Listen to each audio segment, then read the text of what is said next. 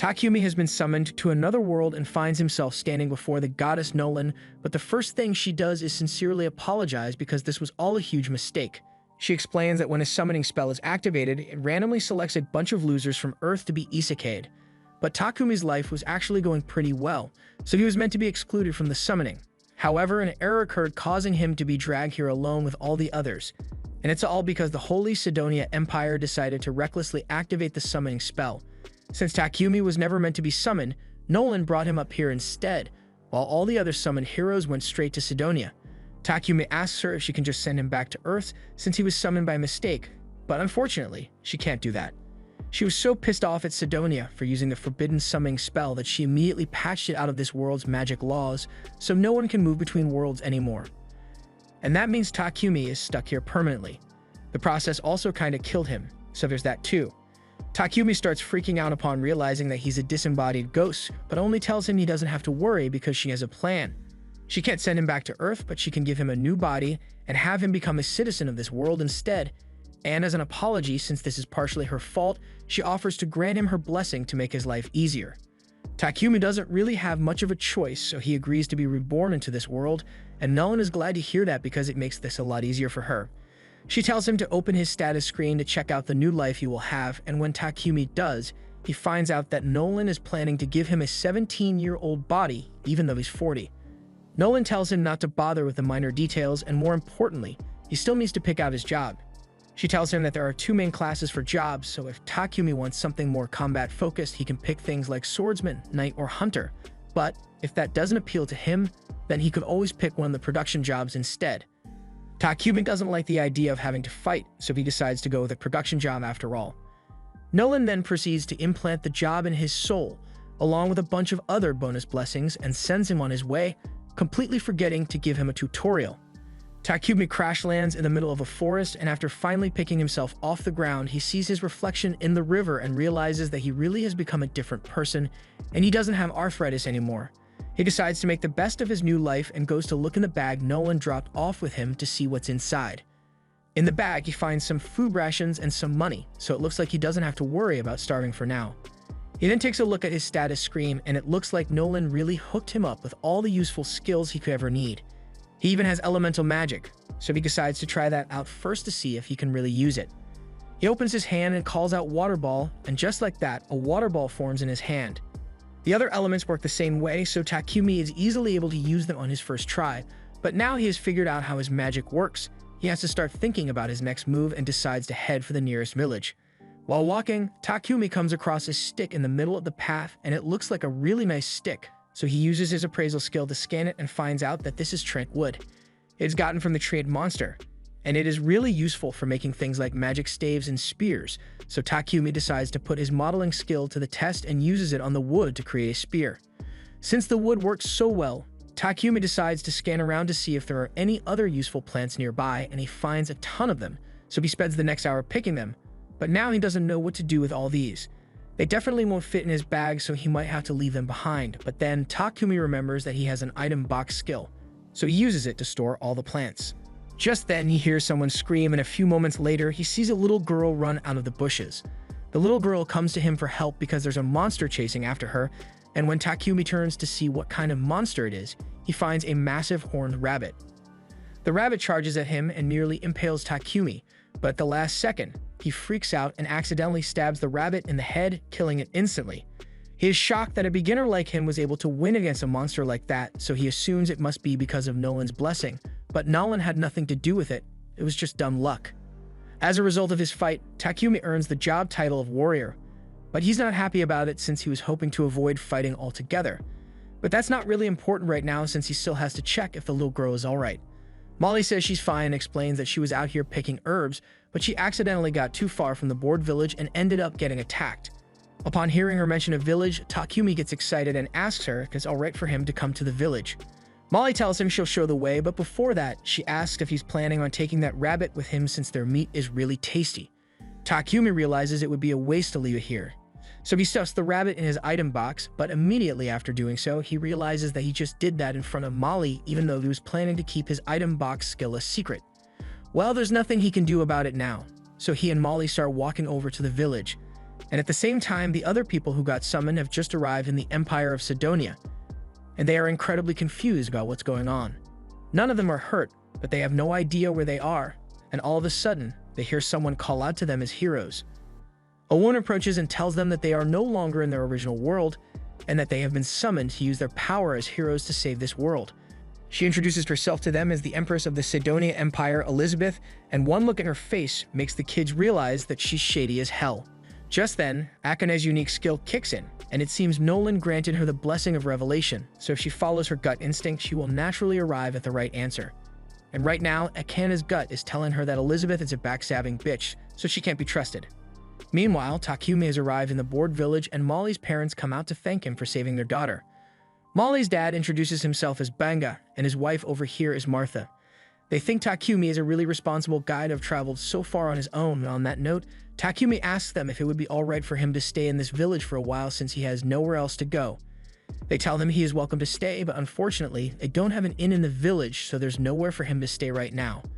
But they could always just build him a house though. All the villagers gather around an empty plot of land and are about to begin work, but Takumi wants to make himself at least somewhat useful, so he uses his earth magic to flatten the ground for the foundation. This is the first time he has used magic on such a wide scale, so he almost passes out from mana depletion. The villagers are all amazed that Takumi can use earth magic so easily, so Takumi asks if they think he just did something strange, but they tell him not to worry about it. Since he has taken care of the foundation, the rest of them get to work assembling his house for him. And by the next morning, Takumi's house has been completed. Thanks to his carpentry, blacksmithing, and sewing skills, Takumi was able to make a good set of furniture for himself. But there's something else he's been meaning to try out. He got a bunch of ores from the village blacksmith, boron, so he wants to try using alchemy to extract the metal. He's got iron ore, silver ore, copper ore, and even some magic iron ore. So he starts off with the iron and tries to make an iron ingot from it. Normally this would require a large furnace and hours of work, but with Takumi's alchemy, he can do it all at once, but it drains a ton of his mana in the process. His first attempt at ore extraction was successful, and Takumi is really excited, so he wants to keep extracting as much as possible so he can make stuff with it later. A couple of hours have gone by, so Molly comes over to Takumi's house to bring him some dinner, but when she opens the door, she is shocked to find him passed out on the floor looking like he's been sucked dry. Takumi had overdone it with the ore extraction and nearly died from mana depletion, but Martha and Banga gave him a recovery potion, so he's alright now and can keep practicing his alchemy, although they made him promise not to overwork himself anymore. Over time, Takumi extracted a bunch of iron, copper, and even a bit of gold too, so he was able to make a ton of useful tools with them. And once he was done with alchemy practice, he would spend time with Boron in the forge learning how to make all kinds of weapons. The blade turns out really well, and once Boron is done making the sheath, it will be complete. Takumi's blacksmithing skill is now level 40, so he's done practicing that for now and decides to move on to something else. He goes over to Banga and asks if he can borrow a couple of potions, and Banga has no problem lending him some, but all the potions are basic, so he won't get much use out of them. Takumi tells him that that's fine since all he needs is a template for what a potion should look like. He's thinking of making some potions of his own with all those herbs he gathered in the forest, and Banga is happy to support Takumi in any way he can, so he offers to buy some potions from him if he completes the first batch. Takumi thanks Banga, and after he gets the basic potion, he starts working on his own version. He makes it with some hilcock leaves and water, and when he's done, he puts it in a glass jar so he can compare it to the one he got from Banga. Both of them are blue, but the one Takumi made is notably more blue than the one he got from Banga, plus it seems to have magic in it, but Takumi isn't sure if this is a success or not. He's going to have to test the potion himself to make sure it isn't harmful, but he doesn't want to end up dying if it turns out to be poisonous, so he decides to build up some poison tolerance, and the best way for him to do that is to eat whatever this is until he's about to die, and then use healing magic to cure himself. He's been doing this for a couple of hours now, and he feels like absolute shit. On the bright side, curing himself so much has granted him the purification skill, and that's definitely going to come in handy at some point. As Takumi is getting back to his feet, he hears a noise behind him and finds a massive boar staring him down.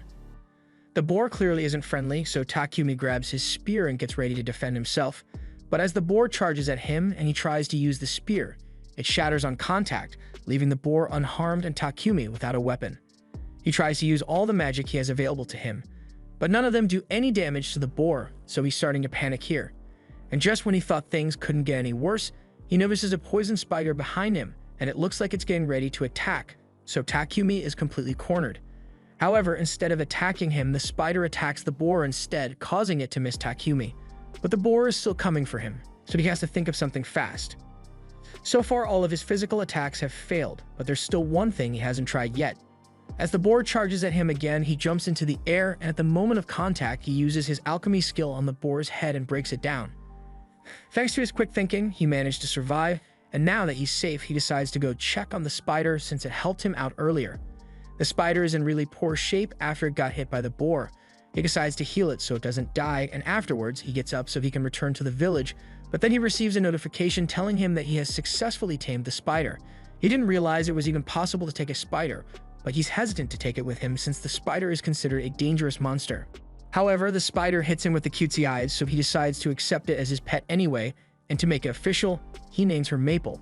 A little while later, Takumi returns to the village and shows everyone the giant boar he killed. They are all amazed that he could defeat something like that, but even more so that he managed to tame a poisonous spider since no one has ever managed to do that before. That aside, Takumi suggests that they all share the boar since he can't finish it alone, so that night a massive feast is held in his honor. While everyone else is having fun, Banga brings the valuable leftovers from the boar to Takumi and tells him he can sell them for money if he heads to the nearest city, Bolton, so that will be Takumi's next destination. All the while, Goddess Nolan has been watching over him, and she's really happy with how well he is progressing. One of her fellow goddesses asks her what she's hoping to achieve by giving Takumi such special treatment. She gave him a special body, a special blessing, and on top of that, she can send him a whole year into the past, before Sidonia actually activated the summoning spell that brought him here, but Nolan says she doesn't have a particular reason for it, she's just doing what she thinks is right. One morning, Takumi finds himself tied up in bed, and he already knows Maple was the one behind it. Maple apologizes, but Takumi has been so busy lately that she felt really lonely and just wanted to get his attention. Takumi realizes he has been so focused on his work that he barely spends any time with Maple, so he decides to take a break from work for the day and play with Maple, which makes her really happy. Just then, Martha walks in to bring Takumi some lunch. It looks like something weird is going on between Takumi and Maple, but Takumi assures her that it's not what she thinks. Martha takes his word for it, but she can't help but notice that the silk Maple produced looks really nice, so she plans to milk Maple dry of as much silk as she can make. Later that day, Martha has successfully created a spider silk shirt, and all the ladies in the village are in love with the texture of the fabric. Takumi hadn't realized spider silk was such a hot commodity, so the ladies explain that spider silk is a luxury item, so only nobles ever get to buy it. Martha asks Maple if she could make some more fabric for her, so Maple starts squirting it out, but this is going to take a while, so she isn't going to get to play with Takumi anymore. Takumi is a little disappointed since he was looking forward to spending time with Maple for once, but he's still got things to do anyway, so he's not too bothered. It has been roughly a month since Takumi first came to this village, and he intends to head to the city soon to study his alchemy, but he can't bring himself to say goodbye to all the villagers after spending so much time with them. Takumi then goes to meet with Boron at the forge so he can continue his blacksmithing practice, and before long, they've made a chest plate that fits Takumi perfectly, as well as some steel toe boots. Boron tells him that the boots will be useful if he ever needs to kick anything, but Takumi doesn't intend to do any fighting since he just wants to be an alchemist.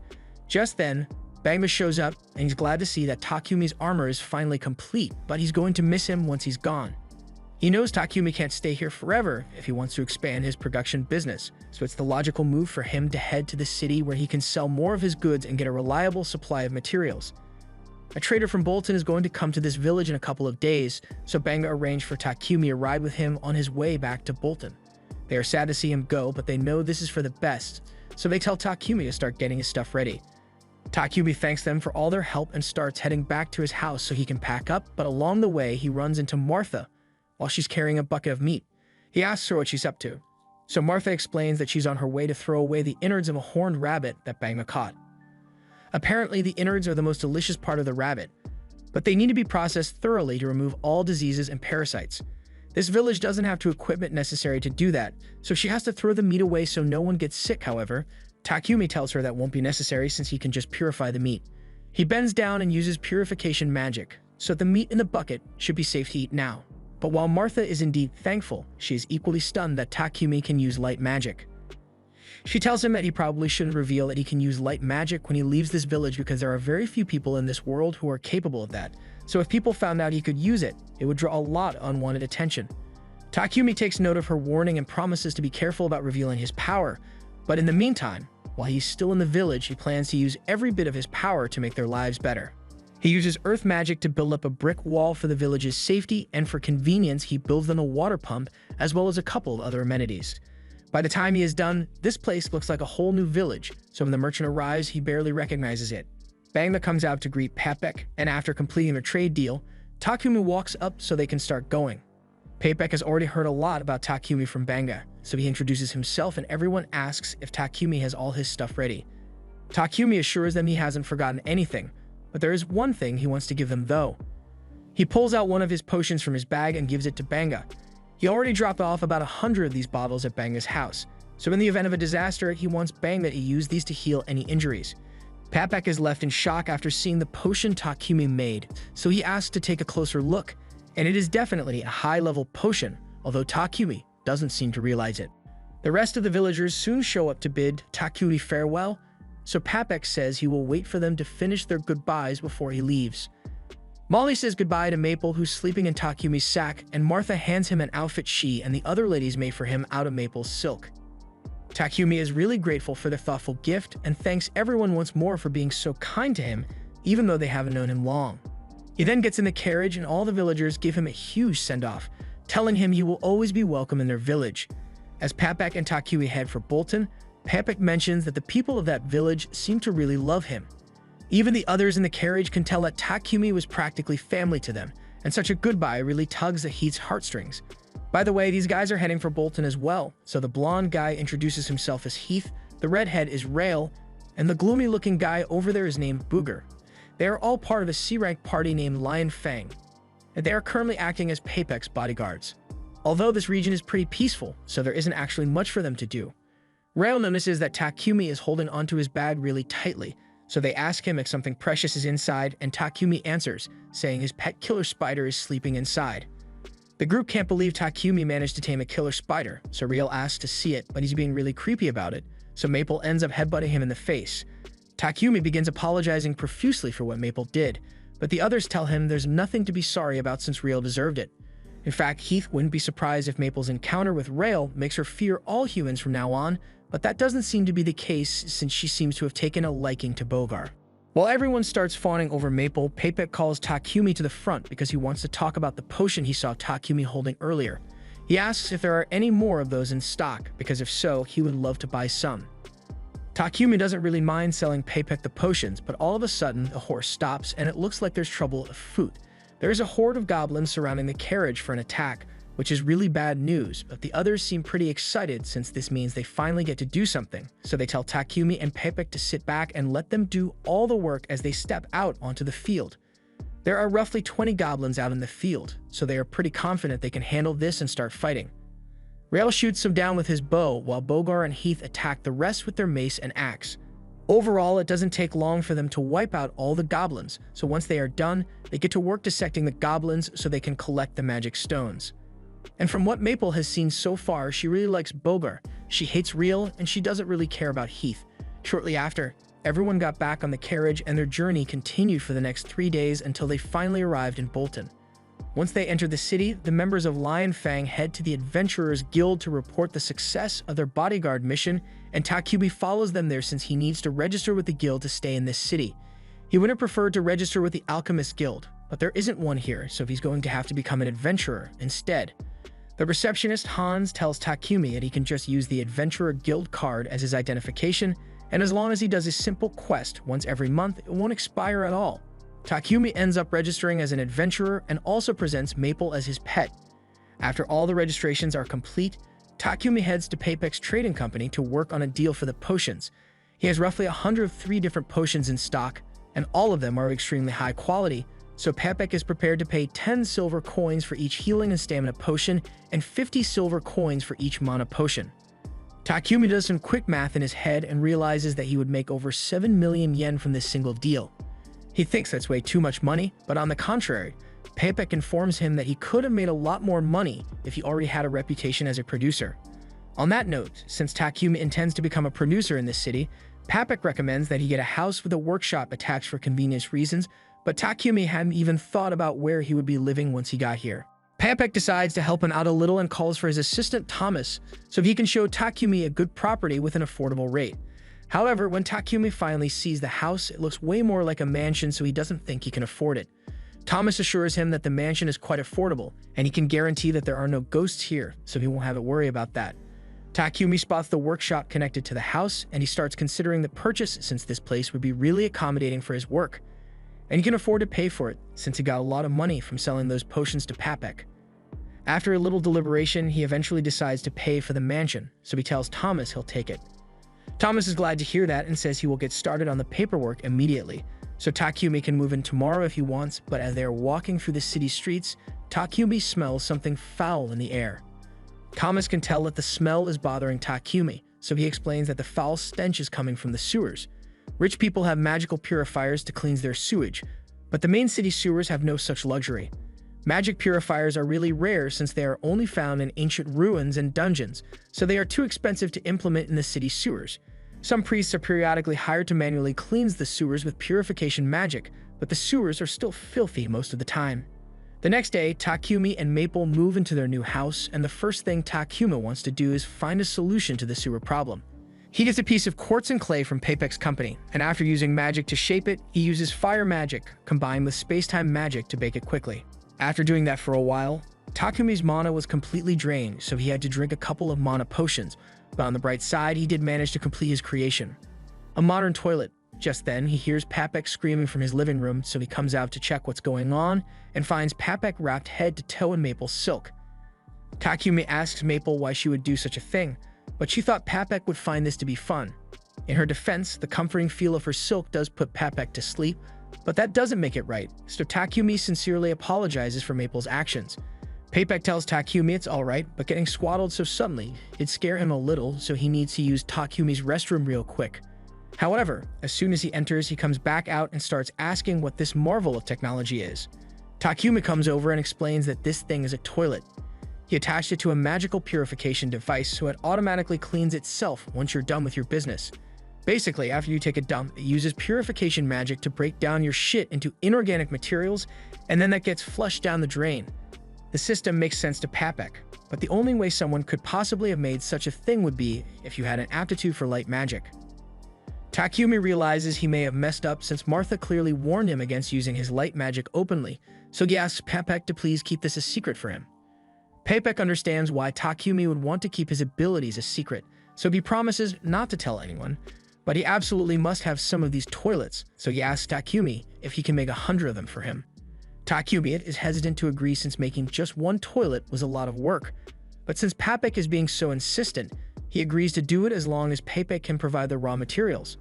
Paypek is really happy to hear that, but he can't expect Takumi to make all those toilets by himself, so he suggests that Takumi should make a slave contract.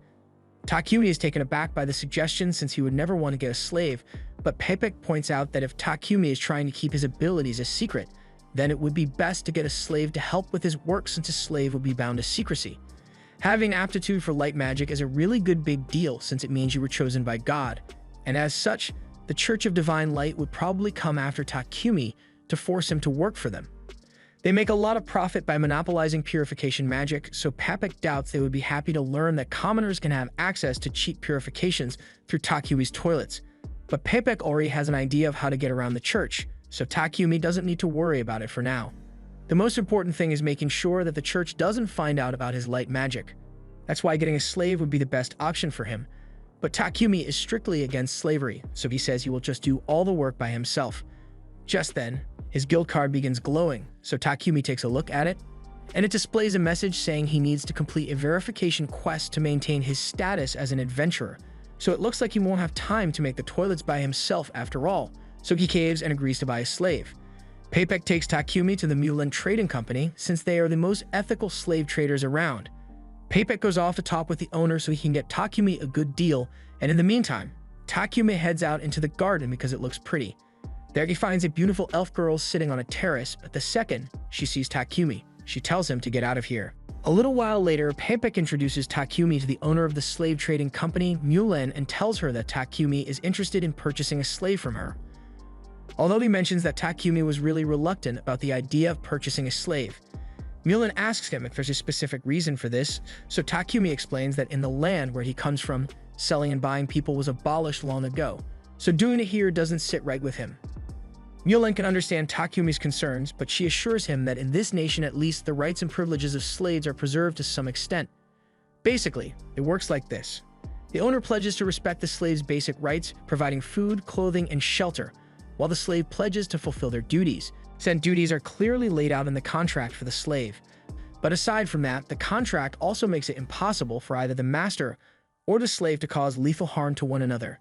Takumi is quite pleased to learn this since it means the slave contract is pretty much a regular job with some rules attached. Mulan goes on to explain that there are several different kinds of slave contracts. In the case where someone becomes due to debt, they will be contracted until they earn enough money to pay back that debt. Other contracts are more permanent and are usually taken by criminals or people who end up being captured in war as an alternative to death. However, the large majority of slave contracts are made by those who were illegally forced into it by bandits. Payback thinks the most suitable one for Takumi would be a war slave since they can't be released without their master's permission, and while Mulan could certainly make that happen, she asks why there is a need to make sure the slave can never leave Takumi. Payback starts talking about how talented Takumi is with production and how he doesn't want his secrets to be stolen, but Mulan wants to hear the reason from Takumi himself. Takumi explains that he is a producer, so naturally he would like to focus on his work as much as possible, but that's a little hard to do since he also has to fulfill quests from the Adventurers Guild. He is currently living in a mansion, so he will need someone to help manage it while he does his work, and due to some particular skills he possesses, he would like to make sure his slave can't tell anyone about him. Additionally, since he will be taking on quests from the Adventurers Guild and harvesting ingredients himself, he also needs his slaves to be a capable fighter so they don't get hurt when they accompany him. Mulan realizes that Takumi has no ill intentions, but there's no way she's allowing him to force a single slave to do both housework and combat, so she'll only work with him if he agrees to buy 2 separate slaves instead. That being said, she knows someone who would be perfect as Takumi's housekeeper, so she calls for Maria to come into the room. Maria was forced into slavery as a child and has been trained in reading, writing, math, and general housekeeping, so she should be a good fit for the job. Maria says she can handle the housework of a mansion all by herself, and Takumi is glad to hear it, but Maria can tell that he's deep in thought, so she asks if something is wrong. Takumi tells her he's just a little confused since he doesn't understand why no one has bought yet Maria considering how cute and capable she is. Maria gets all embarrassed by Takumi calling her cute, so he apologizes since it might have been inappropriate to say. Maria calms down and tells Takumi that she can only do the housekeeping work outlined in the contract and nothing else. Takumi says he's fine with that since he only wants her to do housekeeping work, but Maria wants to make it very clear that she won't do anything else. Takumi doesn't understand why she's talking about it so much since Mulan already explained how these contracts work, but then Maria blurts out that she can't sleep with Takumi. Now Takumi gets embarrassed as well, but he assures Maria that he really does only want her as a housekeeper, not a meat keeper. With that said, Takumi asks Maria if she still wants to form a contract with him, and she says she'd be happy to work with him. Now that that's settled, Mulan says she'll begin working on the contract for Maria, but as for the battle servant, she says she unfortunately doesn't have anyone who fits the description.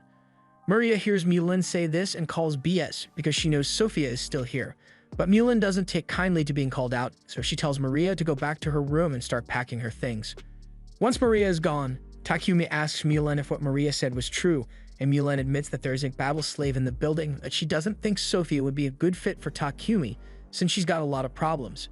Mulan wants to end the discussion here, but Takumi is kind of curious about Sophia, so he asks to see her. Mulan reluctantly agrees to take Takumi to meet Sophia, and when they arrive at her room, Sophia is surprised to see that the visitor is the boy she met in the courtyard earlier. Mulan informs Takumi of Sophia's history and explains that she was captured as a slave of war in the battle between the Kingdom of Triaria and the Kingdom of Ugar. Although this all happened more than 50 years ago, Takumi is shocked to find out that Sophia is more than 50 years old, so Mulan goes on to explain that the Kingdom of Ugar was an elf nation and elves naturally live long lives. Sophia hasn't been able to form a contract with anyone because she has a hideous scar on her ears, and her right hand and left leg both have impaired movement. This would already be a deal breaker for anyone looking to buy a battle slave, but on top of that, she also lost use of the elemental magic that elves are most known for, so it's likely that she has a curse on her. Given all these facts, Mulan doesn't think Sophia will be able to help Takumi on his quests, but Takumi wants to confirm it for himself, so he asks to have a minute alone with Sophia. Mulan decides to give him some time to talk to her, and once they are both alone, Takumi grabs Sophia's face and looks into her eyes. He isn't a fan of using appraisal on people without permission, but he needs to check what he's dealing with. He takes a look at Sophia's status screen, and to his surprise, he finds out that her stats are through the roof. Her injuries do limit her abilities, and she does have a curse on her. But if Takumi can fix that, then she will be the perfect companion to have in a battle. Mulan soon comes back into the room to Takumi if he has made a decision yet, so he tells her he wants to take Sophia. Sophia can't believe he wants her and reminds him of all her flaws. But Takumi says he's going to fix it, so it won't be a problem. Mulan thinks Takumi's confidence is pretty interesting, so she agrees to leave Sophia as Takumi's care. A few minutes later, Mulan finalizes the terms of the contract, so the final step is to execute it. The three of them gather together, and Mulan uses magic to bind them to the terms of the contract, so once she's done, Maria and Sophia officially become Takumi's slaves. Maria thanks him for purchasing her and promises to work hard to live up to his expectations, and so does Sophia. The three eventually return to Takumi's house, and as soon as he opens the door, Maple comes jumping out because she's excited to see him again. Both Maria and Sophia are worried for Takumi's safety, so Sophia is about to attack Maple. But before she does, Takumi stops her and explains that Maple is actually his pet killer spider. The two find it strange, but they decide to just act like it's normal, and a little while later, Takumi shows them to one of the empty rooms in the mansion. Sophia and Maria really like it, so Takumi tells them that Sophia can have this one and Maria can take the room next door. Neither of them can believe that Takumi is willing to give them their own rooms, but it's not like he's using the rooms anyway, so he thinks it would be nice if someone got some use out of it at least.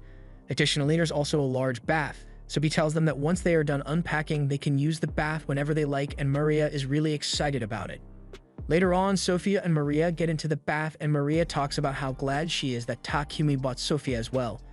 If she's being honest, she thought Mulan was never going to let Maria leave because over the past 50 years, no matter how much was offered, Mulan rejected anyone who offered to buy Sophia. So for her to sell Sophia to Takumi, she must have seen some good in him. Sophia admits that Takumi seems kind, but she's still a bit skeptical since they know so little about him. While Mulan was drawing up the contracts for the sale, Sophie got a glimpse of Takumi's file, and most of Takumi's history records, like hometown or lineage, were left blank, so if he is keeping that information secret, then there must be something he is hiding. After they are done with their bath, they head outside and are shocked to see that Takumi already prepared dinner for them. Maria is especially devastated since household work is meant to be her job, so if Takumi handles everything himself, then she's as useless as a toilet.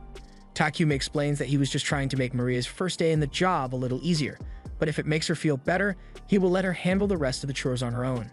For now, he asks them to sit down so they can all have dinner together, but Sophia is hesitant since servants usually don't get to eat at the same table as their master. Takumi understands that she may think his behavior is strange for a slave owner, but he doesn't want her to get stuck up on tradition. And speaking of tradition, he doesn't really like the fact that they keep calling him master, so he asks if they can just call him by his name instead. Sophia asks if that's a formal order, but Takumi doesn't want to have to force her to call him by name if she doesn't feel comfortable with it. Although Maria seems fine with calling him by name. The next day, Takumi heads to Papek's trading company to pick up a package he ordered, and Papek says he did his best to wrap it up securely, but he still wants Takumi to be careful when carrying it home. On his way home, Takumi notices a church nearby, so he heads inside and kneels down to pray to Nolan. He thanks her for all the skills she gave him since they've really helped him, but there's something he's been meaning to ask her. In the time he has spent in this world, he learned that the Holy Empire of Sidonia controls the religious doctrine here, so he doesn't understand why Nolan has so much beef with them. Just then, Takumi hears Nolan's voice and sees her standing in front of him, so he freaks out a little. Nolan explains that she heard him praying to her, so she brought him up here so they could have a little chat. And to answer his question from before, she doesn't like Sidonia because they don't follow her will. There are two religions in this world, the Church of Creation and the Church of Divine Light. The Church of Creation has worshipped Nolan since it began, but the Church of Divine Light just does whatever the hell it wants. The Sidonian Empire ended up going on several crusades to spread their religion forceful means, but while all this was happening, Nolan chose to stay out of it since she didn't want to get involved with the petty affairs of humans. Takumi points out that that was dumb move since the only reason Sidonia was able to activate the summoning spell that brought him here was because Nolan didn't intervene until it was too late. And yeah, it sounds bad when he puts it like that, but she gave him all her blessings to make up for her mistake. Although there is something she needs to tell him.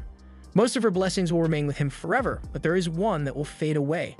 And that's the unusually great luck he has been having recently. She basically gave him a beginner's tutorial by allowing him to meet such nice and helpful people, but soon he will end up meeting people with sinister intentions, so from now on, the results of his actions completely depend on him. A little while later, Takumi returns home, but as soon as he walks in the door, he trips over Maple, who is really excited to see him. Both Sophia and Maria come to check on him, but when Sophia tries to help pick up the package Takumi brought, he quickly stores it in his item box to stop her from touching it. He then gets up and says he's going to do some work in his workshop, so they shouldn't bother him for a while. But Sophia is incredibly suspicious because that package had high-grade magical wrapping paper on it, so it must have been something dangerous. She follows Takumi to his workshop to see what he's up to, and she's horrified to see him dipping a knife in poison and cutting himself with it. He immediately heals himself afterwards, but you've got to admit he looks crazy doing this, so as soon as he randomly mentions Maria's name, Sophia thinks he plans to do something to her and attacks him. Or at least she tries to, but she faints from exhaustion almost immediately, so she just collapses on top of Takumi. Takumi checks her status to figure out what's wrong with her, and he discovers that she is suffering from extreme exhaustion, likely due to her curse. A wound like this normally wouldn't be that difficult to heal, but because of the curse, it takes a lot of effort for Takumi to finally heal her hand, and once he's done, his light magic levels up. He later carries Sophia up to her room, and since his light magic leveled up, he now has enough power to dispel her curse, so he pours all his magic into it, and eventually he's able to fully heal Sophia as well as lift her curse. She's still unconscious due to the exhaustion, but she should be fine once she gets a little rest. A couple hours later, Sophia wakes up, and when she sees Maria, she warns her to run because from what she saw, she is sure Takumi is an absolute lunatic. Maria doesn't know what Sophia is talking about, but she is sure that Takumi is a good person more than ever before. She holds a mirror up to show Sophia what Takumi did for her, and she is shocked to realize that her body has been healed and her magic has returned. She heads outside to talk to Takumi about it, and he confirms that he did get rid of her curse. It took a lot of pain and hard work to level up his skill, but he tells her she doesn't have to worry about it since he already promised to heal her. Sophia realizes that she had completely misjudged Takumi, so she kneels down and pledges to serve Takumi for the rest of her life for the kindness he has shown her. The next morning, Takumi heads to the library to see if he can find any information about alchemy, but it turns out that the entire library only has 4 books on alchemy. Takumi is confused and wonders why alchemy isn't more popular when it's so simple to understand, but in reality it isn't easy at all. All the alchemy texts available are written in this world's ancient language, so the only reason Takumi can understand any of what's written here is because Nolan gave him a blessing that allows him to understand every language in this world.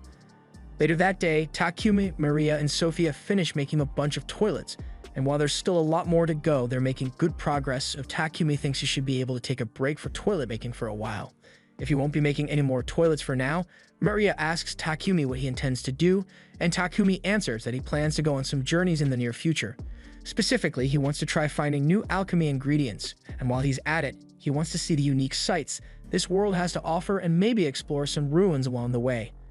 He already plans to take Sophia with him as his bodyguard, so he's going to have to ask Maria to stay behind and take care of the house while he's gone. However, Maria doesn't like the sound of that.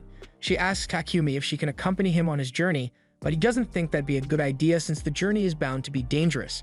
Plus, he mainly hired Maria because he needed a maid to take care of the mansion, so it would defeat the purpose if he took her with him.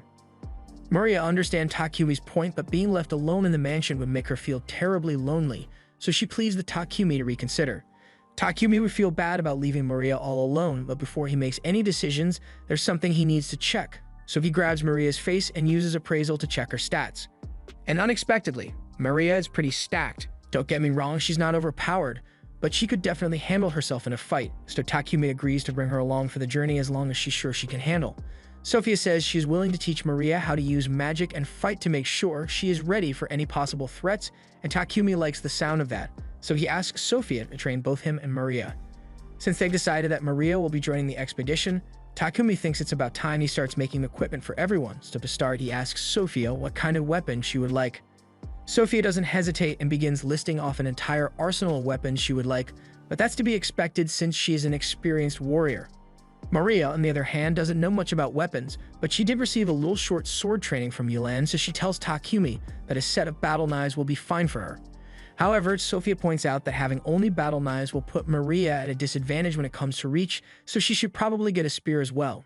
Maria doesn't know how to use a spear, so Sophia offers to give her a quick training montage to show her the basics, and while they do that, Takumi begins working on the weapons. Doesn't take him long to finish crafting all the blades, but it drains a ton of his mana, so he has to drink a mana potion to recover before he can continue. The final step for the blades is for Takumi to cast an attack and auto-repair enchantment on them, so he doesn't have to perform maintenance as often, and once that's done, the blades are finally complete. Now he's going to move on to the handles, but since Maria requested for battle knives, she's going to need a sheath for them. And even though Takumi is a gentleman, he's still a man of culture, so imagining Maria's thick thighs with knives on them nearly makes him pass out. Moving on, the next thing he needs to make is the armor for the girls, but rather than simply asking them to let him measure their sizes, Takumi has a much better idea. He opens up his item box and pulls out 2 life-size dolls of Maria and Sophia he had already made with his Appraisal X skill. But don't ask why he made them though. As for the armor itself, Takumi plans to make it using Maple's silk and some of the hide he got from the armored boar. And when it comes to the design, he's never had the chance to make armor for others before, so he decides to let his mind run wild and try out all of his outfit fantasies with those dolls. After several days and several redesigns, Takumi finally gives the armor to Maria and Sophia, and it looks great on them. He asks the two if they like it, and both are honestly surprised by how well it fits despite the fact that Takumi never asked for their measurements. It's almost as if he had duplicates of them that he could test the outfits on, but that would be crazy, right? Takumi changes the subject before they start getting suspicious and asks them what they think of the weapons he made for them. Sophia pulls out the sword Takumi made for her and she says it feels perfect. The same goes for Maria as she tests out her battle knives and she is grateful for the equipment he made for her. There's one more thing Takumi made for the two of them, so he pulls out some rings and tells them it should help with their magic casting. Sophia and Maria accept the rings, but they feel bad about troubling Takumi so much since rings like these are bound to consume a ton of mana. Takumi admits that it was exhausting, but it helped him level up his ice and lightning magic, so it was well worth the effort. After all the equipment had been tested, the three of them head to the guild since Takumi needs to register Maria and Sophia at the guild so they can register as adventurers as well. Since this is their first time at the guild, Maria and Sophia are given the H rank. And while Takumi is here, the receptionist reminds him that he needs to complete at least one quest in order to maintain his status as an adventurer. So Takumi heads over the notice board to see if there are any good quests he can pick out. He is hoping to pick an H or G ranked quest, so he doesn't have to do too much work, but Sophia thinks he would be better off choosing one of the higher difficulty quests since it would help him raise his rank. A couple of bastards overhear that Takumi is H rank, so they think they can intimidate him into running away so they can have fun with Sophia and Maria. They tell Takumi that they are all D rank, so there's no way he could handle them all at once, and they have no problem with beating up a random guy for fun. Maria is about to step in and knock some sense into these idiots, but Takumi stops her and says he will handle it himself. He's absolutely terrified, but these guys not only disrespected him, but more importantly, they disrespected his friends so he can't back down. The D rank guys are offended that an H rank noob like Takumi thinks he stands a chance against them. So the guy with the pot belly tries to punch him with all his might and Takumi just lets it happen. But the only one who gets hurt is the D-rank guy because he broke his hand with that little stunt. All of a sudden the guild master, Barak, shows up and he demands to know what happened here because fighting is prohibited in the guild. At first he thinks Takumi is to blame for all the commotion since he is completely unharmed and the other guy has a broken arm, but Maria tells him Takumi did nothing wrong. The receptionist also backs up their story and explains to the guild master that all Takumi did was take a punch to the face. The guild master still wants to get to the bottom of this, so for now, he asks someone to drive the pot-belly guy away and tells Takumi and his party to come with him since he has a few questions to ask. He believes that Takumi was just defending himself, but he doesn't understand how he did it and would like an explanation. Takumi is a little uncomfortable about revealing personal skill information, but the guild master assures him that all of his information will remain confidential. In that case, Takumi explains that when the guy threw the punch at him, he opened his item box and pulled out a bit of charcoal, which he then used to coat his upper body for defense. And to make sure he wouldn't get hurt, he synthesized the charcoal into diamond. That explains how he broke that guy's fist without doing anything. But while they are on the topic, the guild master thinks it would be a good idea to promote Takumi to D rank immediately. He clearly has the skills to be D rank. And if his rank is high, idiots like the last guy won't be bold enough to go after him just because he has pretty ladies with him. Takumi doesn't think it'd be right for him to get an automatic promotion for no reason, so Hans suggests that Takumi and the others could complete a few difficult quests to justify their rank promotion, and both Sophia and Maria seem to think it's a good idea, so Takumi agrees as well. The quest they were assigned involves exterminating goblins and kobolds and then gather merrill herbs, so they head out into the forest to begin. Maple acts as the group's scout and warns them that there is a group of 4 goblins up ahead. Sophia takes the initiative and volunteers to handle the first 2, so she dashes forward and cuts them down in one swing. The remaining 2 are tripped up by Maple's web, and once they fall to the floor, Maria and Takumi stab them through the neck. Takumi is glad they are doing so well against the monsters, but with that said, they've been encountering way too many monsters out here. They've already killed nearly 100 goblins and kobolds, so Sophia thinks there must be a monster encampment nearby. And if that is the case, then there is likely also a goblin general there. A goblin general is a C-rank monster, meaning it would usually require at least 5 D-rank parties to defeat it, but with Sophia's spirit magic, Maria's earth magic, and Takumi's elemental magic, she is confident that they should be able to beat it. Takumi still feels a bit uneasy about taking on such a challenge, but since Maria and Sophia seem so confident in their strength, he's willing to go along with it. Not to mention they've still got Maple on their side, but all of a sudden, Maple tells Takumi she's about to evolve soon, so she can't fight anymore. Takumi understands and opens a pocket dimension so she can rest inside.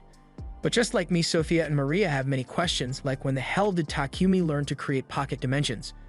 Takumi brushes it off like it's normal and says this is just one of his skills, but more importantly, since Maple can't fight with him anymore, Takumi warns the others that they won't have as much support as they initially thought, but Sophia still thinks they can pull it off. They soon arrive at the goblin camp, and after a little reconnaissance, Sophia concludes that there are around 400 goblins here. Takumi asks her if they really have to fight all those goblins, and normally they would, but Sophia's reconnaissance also revealed that there are no humans in the area, so they are free to blow this place up with magic. The 3 of them prepare their strongest attack spells, and all at the same time they unleash hell on the goblin camp. By the time they are done, almost all the goblins have been killed, so the only ones left are the goblin general and a few of the goblin knights. Sophia says she will handle the goblin knights, so Takumi is left to deal with the goblin general, and rather than fight it with his spear, he opts to just set it on fire to finish it off. Once they've finally confirmed that all the goblins are dead, they gather all the magic stones and return to the guild. But the 3 of them are absolutely exhausted from all that work. Han can hardly believe that they managed to complete their quest and even took down a goblin general in only half a day, so he asks them to come to the meeting room for a minute because the guild master wants to see them. Barak is both amazed and angry that Takumi would do something as reckless as face an entire goblin camp with a single party, but just as he is about to begin scolding Takumi, his pocket dimension opens up and Maple pops out. She has now evolved into an Araking, so everyone is excited to see her new form, and at this point, Barak decides to just let the whole reckless battle thing slide since Takumi's party clearly isn't normal. Once they get back home, Maria asks Takumi if he has any spare cloth since she wants to make underwear for herself and Sophia, but Takumi has a much better idea for an underwear design, so he offers to make it for her instead. Just then, Maple pops out of the pocket dimension and tells Takumi that Papik is here to see him, so Takumi goes to meet with him and is informed that the Lord of Bolton, Marcus Godwin, wants to meet with him. Takumi would like to avoid meeting Marcus Godwin, but given the situation, he has no choice. Takumi later arrives at Godwin's castle, and thankfully, Godwin seems to be a reasonable man since the first thing he does is thank Takumi for making all those toilets because it greatly improved the sanitation of the town. Not to mention that Takumi took down a goblin encampment that would have become a major problem if left unchecked. He recognizes that Takumi is an asset to the nation, so he warns him that he will need to be careful, because Stedonia is bound to come after him eventually. A few days later, Takumi finally finishes making the underwear for Sophia and Maria, but it was way harder than he thought it would be, so he looks absolutely drained. Sophia and Maria are really grateful and tell him that they love the design, so he absent-mindedly asks them if they would like to try the underwear on now so he can see how it fits. A second later, he realizes that he just implied something inappropriate, so runs out of the room in embarrassment, and Maria and Sophia are a little disappointed because they were totally willing to do it if he had stayed. After all that excitement, Takumi had to cool off, so he decided that his next project would be to create refrigerators. Once he is done, he explains to the girls that the fridges will be used to keep food cold so it doesn't go bad, and they are all excited to feel the cold air coming from it. To create the fridges, Takumi synthesized iron, chromium, and nickel into stainless steel, and then he added a magical device enchanted with cooling magic. But unfortunately, his fridge can't run Halo.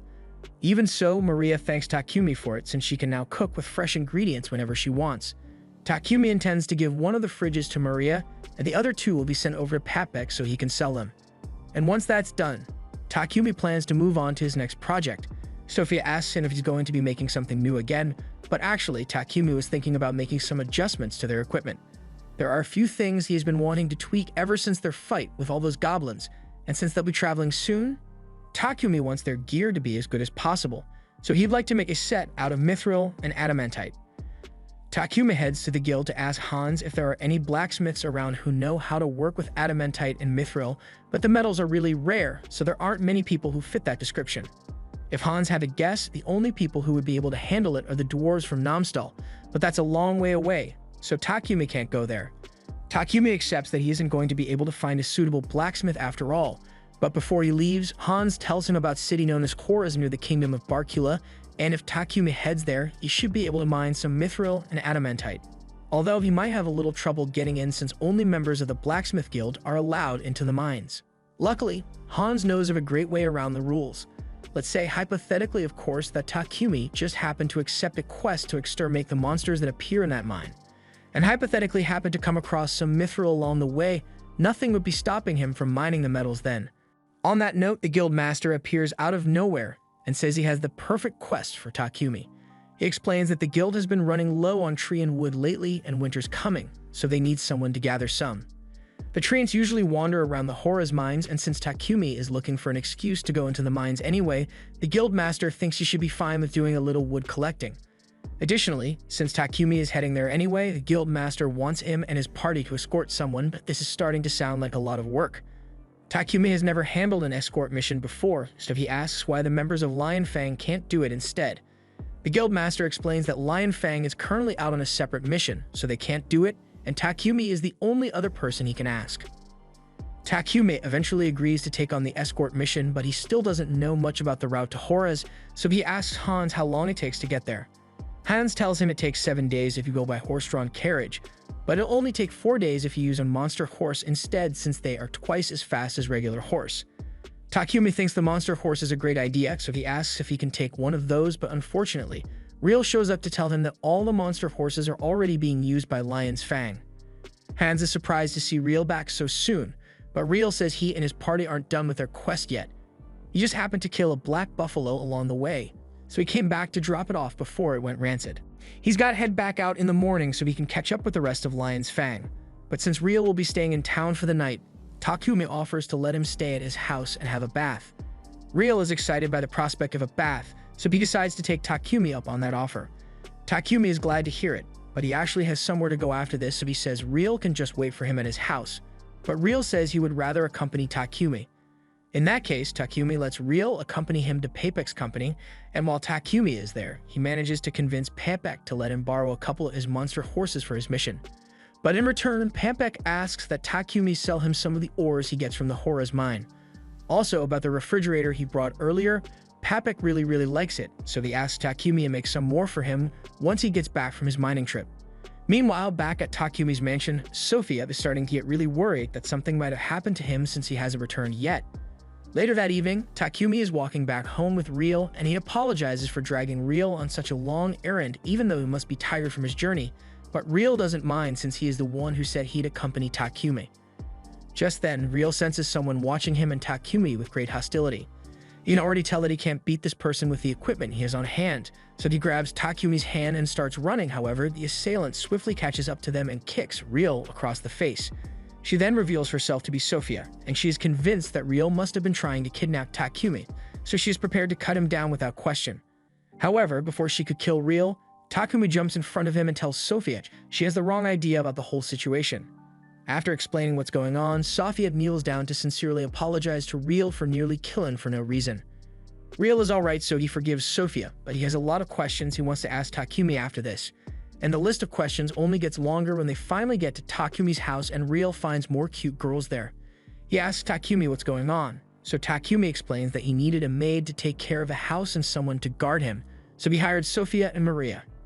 And then there's Maple, who happened to evolve at one point. Real is excited to see Maple again in her new form, and Maple remembers him, but she still doesn't like Real though. Real falls to his knees in defeat because both Bogar and Heath already have wives, and even Takumi has 2 girlfriends while he is single. Takumi corrects Real and tells him that he isn't dating either Sophia or Maria. After hearing this, Real takes the opportunity to shoot his shot and asks Sophia if she'd consider going out with him, But she immediately turns him down, and so does Maria, so Riel is once again left defeated. A little while later, as Riel is crying in the bath, Takumi talks to Maria and Sophia about the mission he accepted so he can go mine some mithril and adamantite. Sophia thinks it's a good idea since treant wood is a precious material and everyone else is on board, so Takumi says they will head out in 3 days' time. The next morning, Riel leaves to rejoin the rest of Lion's Fang, and once he is gone, Takumi decides to begin working on some new equipment for his party's treant hunt. He gets himself a magic-draining tungsten carbide sword, and it is already a great weapon. But it's too big to use as it is now, which is why Takumi plans to break it down. He tries using his alchemy skill on it, but the sword seems to be resisting him, so it takes a lot more effort than usual. But eventually, Takumi is able to break the metal down and make 2 separate blades with it. The blades drain the mana of any opponent who is cut with it, so Takumi is happy with the results, although it left him totally drained. 3 days later, Takumi and the others meet with Pepek to collect the carriage he promised to give them, and the guy the guild master asked them to escort is already waiting inside. So Takumi goes to talk to him, and the man introduces himself as Gambo. The group sets out, but along the way they have to stop by a field so Takumi and the others can hunt their treants. As they enter the forest, Sophia spots a treant trying to blend in with the other trees nearby, so she points it out to Takumi, and he charges forward to eliminate it. The treant tries to attack Takumi in the process, but Sophia and Maria have his back, so he is easily able to chop it down. However, that was just one treant, so they've still got an entire forest's worth to take down.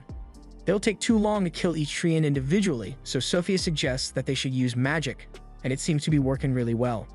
However, they are soon confronted by an elder treant, and no matter how much magic they use to attack it, it keeps regenerating.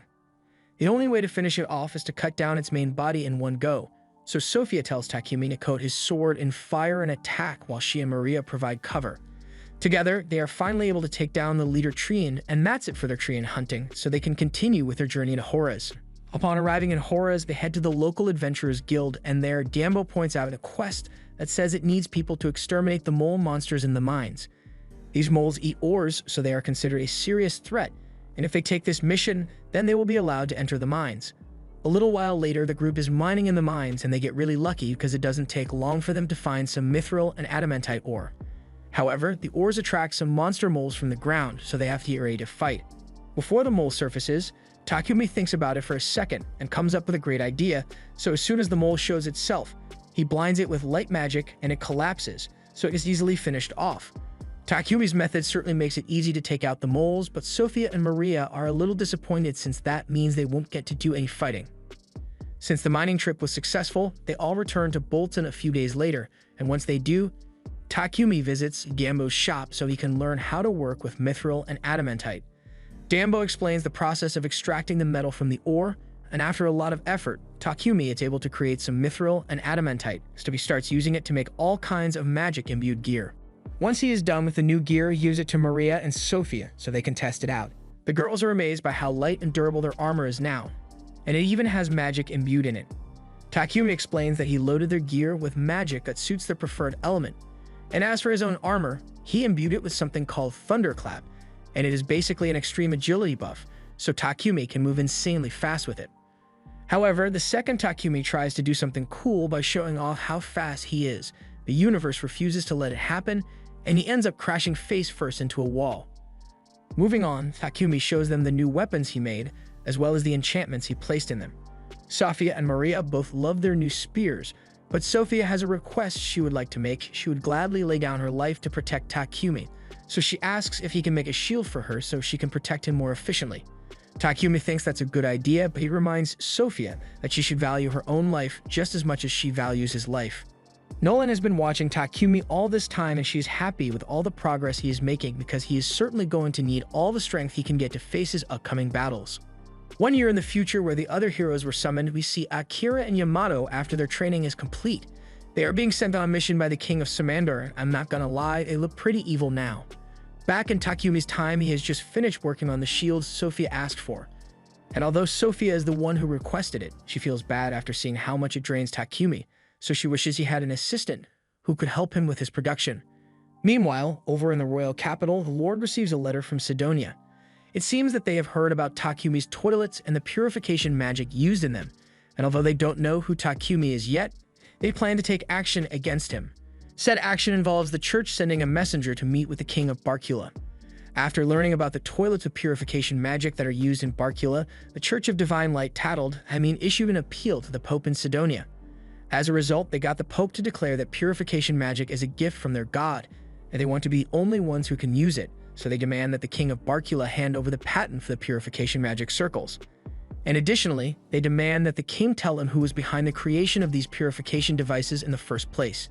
The king listens to the church's demands, but seeing as those are some stupid demands, he is choosing to ignore them.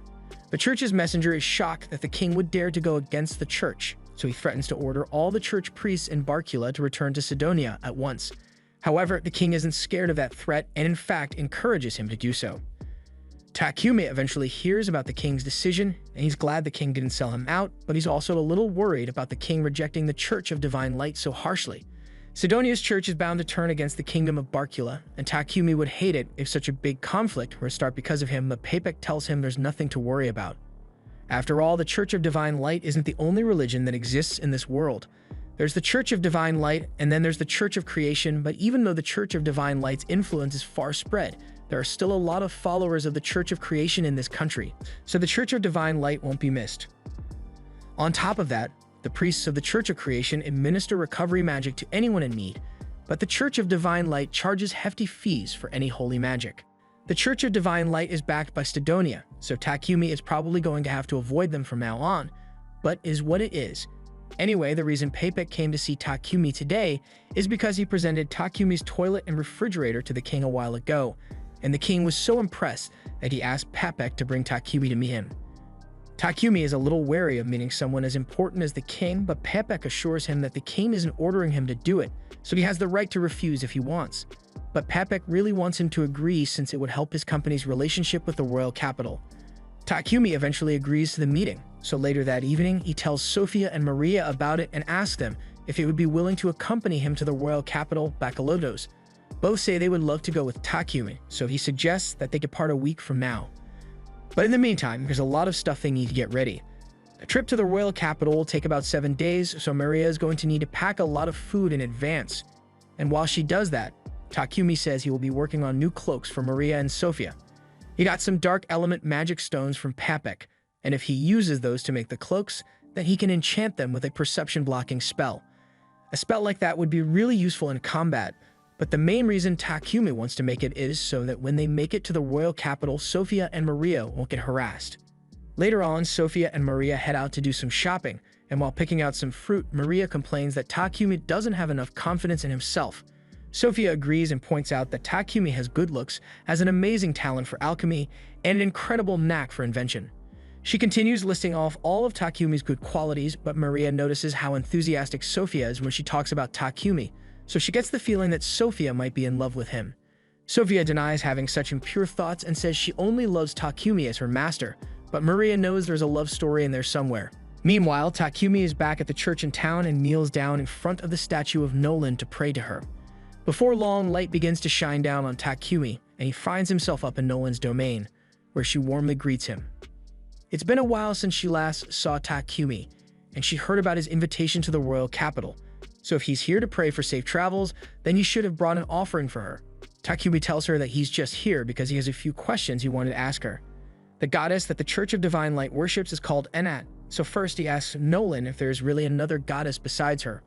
Nolan asserts that she is the only real goddess here, but if that's the case, then Takumi asks what Enat is meant to be. Nolan doesn't want to reveal too much, so she says Takumi will find out about that when the time comes. While he's here, Takumi also asks Nolan if she knows what's become of the other heroes that were summoned with him. It has been 10 months since Takumi got here, and normally something like heroes being summoned from another world would cause a huge commotion, but Takumi hasn't heard anyone talk about it. Nolan comes clean and admits that when she summoned Takumi, she messed with time a little to send him 1 year into the past, so the heroes technically haven't been summoned yet. It'll be another couple of months before the heroes get summoned, but Takumi doesn't understand why she would go through all the trouble of sending him back in time, so he asks for an explanation. Unfortunately, Nolan says his time's up, so she won't be answering any more questions for now, and she also asks him to bring her sweets as an offering next time he visits her. Takumi tries to tell her he has more questions to ask, but Nolan chops him on the head, knocking him back down to the mortal world. Takumi later wakes up on the floor of the church, and he gets the feeling that Nolan was avoiding his questions about the other heroes, but he has no intention of getting involved with them in the first place, so it doesn't matter. He then heads back home to finish up those new cloaks he wanted to make for the girls, and once he's done, he gives it to them. Both Maria and Sophia love the designs, and Takumi is glad to hear it, but there's something else he wants to work on before their trip. He leads both of them to his workshop and shows them that he plans to make a carriage for himself. Since they've been traveling a lot recently, he feels like it would be more efficient to make a comfortable carriage for them to use rather than having to borrow one every time. However, even if he can make his own carriage, he still doesn't have a horse, so he's going to need to borrow one from the guild. Maria tells him there's no need for that since they can just get one of those too. The Forest of Death outside Bolton has a ton of monsters in it, and if they search long enough, they'll probably find a unicorn or drake horse, which would be way faster than a regular monster horse. Maria seems really excited about going out to catch a horse, but Takumi can't help but feel a little nervous. They eventually head out in search of a horse, and while on their way into the forest, Takumi asks Sophia if drake horses are significantly faster than the monster horses they get from the guild. She confirms this and tells him that a drake horse possesses speed, stamina, and durability that far exceeds that of a regular monster horse. The drake horses look pretty much the same as regular horses, but they have a huge rhino horn and dragon scales along their body, so it should be pretty easy to spot if they come across one. Just then, Maple calls out to the three of them and says they should hurry up so they can find a horse already. Maple is clearly very motivated, but that's just because she's excited to get a new friend once Takumi forms a familiar contract with a horse. However, before the others could catch up to Maple, Sophia senses a monster nearby, so she readies her sword, but as a bush wolf jumps out of the bushes, it just runs past them instead of attacking. Takumi proudly states that the wolf didn't see them because of their anti-perception cloaks, but while Sophia is certainly impressed by the effectiveness of the cloaks, she thinks it might be a good idea to take them off so they can actually fight some monsters. A few moments after taking the cloak off, Sophia manages to slay a boar in a single blow. Maria thinks this is great since she can prepare the boar meat for them to use on their trip. Maple is getting impatient and tells everyone to hurry up already, but then Takumi notices a dead tree on the ground, and he could really use the wood since he's making a carriage, so he and Sophia get ready to begin cutting it up. Now Maria is busy with the meat and Takumi is busy with the tree, so Maple gives up on waiting for them and decides to go ahead by herself to find a horse. While making her way through the forest, Maple notices that there are a ton of dead treants in the area, so she wonders what could have done something like this. As she heads further into the forest, she eventually comes across a drake laying on the ground, and it looks like it's in rough shape. Maple approaches it and asks if it's wounded. The drake immediately fires a lightning strike at Maple, so she backs away from it, but she can tell that it's just scared because it's injured, and she understands the feeling since that was the same way she felt before Takumi found her. She tells the drake that it doesn't need to worry since her master is a really nice person, so he will heal it once he gets here. All they have to do is wait for a while, but it doesn't look like they'll be able to wait in peace because two termite monsters suddenly show up and they don't look friendly. Maple realizes that the termites are the ones who hurt the drake, so she uses her webs to capture them and throws their bodies in front of the drake to be electrocuted, but there are a lot more termites, so they might be in trouble here. To protect herself and the drake, Maple weaves a barrier out of her silk, but while it may have bought her some time, the termites are eventually going to tear their way through. Maple tries calling for help from Takumi, but when she tries to establish a connection with him, he doesn't respond at all. She starts worrying that he may have gotten so excited about the wood he found that he forgot about her. Hopelessness sets in as the termites finally tear through her barrier, so Maple closes her eyes and awaits death. However, when she opens her eyes again, she finds Takumi standing over her, and he's so glad that she's alright. Maple jumps into his arms out of relief that he actually came to save her because she was so worried when he didn't respond to her call, so Takumi explains that the cause was likely the barrier she put up. It was well made for blocking out attacks, but the interwoven layers also block out all mana signals so her call couldn't reach him. But as soon as Takumi realizes he had lost Maple's signal, he came running to her last known location. He then notices the drake behind Maple, and Maple asks him to save it, so he extends his hand and tries to use healing magic on it. However, the drake repels him since it doesn't trust Takumi. Sophia tells Takumi that they need to leave soon since there may be more termites in the area, but if they leave the drake out here on its own, it is bound to die, so Takumi decides to put it in his pocket dimension with Maple until they get home. Sophia warns him that he can't put such a high-level beast in his pocket dimension without forming a contract first because it will put tremendous strain on his body, but Takumi thinks he will be fine. As it turns out, Takumi was not fine. He passed out almost immediately after putting the drake in his pocket dimension, and even after the girls brought him home, he still hasn't woken up for the past 12 hours. The fact that the Drake is still in his pocket dimension means Takumi's mana will continue to be sapped until he eventually withers away. And he can't open the barrier to let the Drake out because he's unconscious, so Sophia gets in touch with Maple and asks her to open the pocket dimension from inside. Maple says she can do that, but the Drake will be frightened if it suddenly appears in unfamiliar territory, so she says she'll make a tent out in the front yard to keep it calm. Once the Drake is out of the pocket dimension, Takumi should be able to recover, so in the meantime, Maria heads out to buy some medical supplies to treat him and asks Sophia to stay by Takumi's side so he has someone next to him when he wakes up. Later that night, Takumi finally wakes up from his coma and heads outside to see the Drake. Maple has been telling the Drake all about Takumi while they waited for him to recover, and after introducing himself, Takumi asked it if it would be willing to form a contract with him. The Drake trusts Maple, and since Maple is vouching for Takumi, it agrees to the contract. Now that Takumi has tamed the Drake, he can finally use magic on it without having to worry about backlash. So he immediately casts High Heal on the Drake to heal all its wounds. In the next moment, the Drake is able to stand on its own again and is back to full strength. But now that she's officially one of Takumi's familiars, he has to come up with a name for it. Since he names Maple after a leaf, he decides to keep the theme and names the Drake Camellia after the tree that retains its leaves all year round. Maple is glad that Camellia is all better now, and since everything has been settled, Maria calls everyone inside for dinner because she made a lot of tasty food and Takumi hasn't eaten in a full day because he was unconscious. Over in a slave trading company known as Palom, a beast girl named Rava is meeting with a prospective master. But while the client is indeed impressed with her aptitude for magic, he asks Ava if she knows how to use any practical magic spells. Ava says she doesn't know any useful spells yet, but she will try her hardest to learn so she can be useful to him. However, the man tells her he can't purchase her because he needs someone who can help him now, and he doesn't have time to wait for Rava to train. But he does acknowledge that she is quite unique, so he wishes her the best of luck in finding a master for herself. Once the client leaves, Ra apologizes to Palom for getting rejected yet again, but he tells her she doesn't need to worry herself because sooner or later the right master for her will turn up. Rava tries to remain hopeful, but it's been several years since she got here and she still hasn't managed to find anyone to be her master. She thinks back to her old life with her younger brother and how she was forced to sell herself off as a slave to make money and take care of her family. But despite all that, she hasn't managed to make a single cent yet. Over in Takumi's house, he is still working as hard as he can to finish his carriage, and it's starting to worry Maria. She asks Takumi if he plans to go back to Digembo's workshop today, and Takumi confirms it since there's a lot of blacksmithing work that needs to be done before the trip. Sophia tells him he might be overworking himself a little because on top of all the effort he's been putting in to finish the carriage, he still has to make more potions and refrigerators for Papek. Not to mention that Takumi hasn't taken a single break in the last few days, so at this rate, she's worried he might work himself to death. Takumi appreciates that both of them are so concerned about his well-being, but he assures them that he is fine, so he heads out as planned.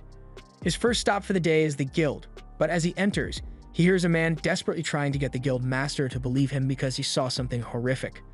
Takumi walks up to the front desk and asks Hans what all the commotion is about, so Hans explains that there have been several reports of people seeing a strange creature outside. Takumi asks what kind of creature it is, but no one knows what it looks like, although Hans has drawn a sketch based on what the witnesses told him. Even with the sketch, it's still not clear what the creature is, but Hans isn't too worried about it since there haven't been any damage reports yet. Anyway, he asks Takumi what brings him to the guild today, so Takumi explains that he wants to register a new pet he just got. Hans is impressed that Takumi managed to tame another pet, and considering the stuff Takumi has done so far, he was already expecting it to be somewhat strange, but he is absolutely horrified when Takumi pulls Camilla out of his pocket dimension. Then he takes a look at his sketch, and he realizes that Camilla is the monster that everyone has been so scared of. And now that they know Takumi was the cause of all the panic, the guild master pulls him into a meeting to scold him until he begs for mercy. Meanwhile, Sophia is out in town because she just got back from a meeting with Mulan. She was there to ask if Mulan had any slaves with magical abilities who could help Takumi with his work, but unfortunately, she didn't have anyone who fit that description. Instead, Mulan suggested that Sophia could try taking a look at other slave trading companies to see if they have any slaves that fit the requirements she is looking for.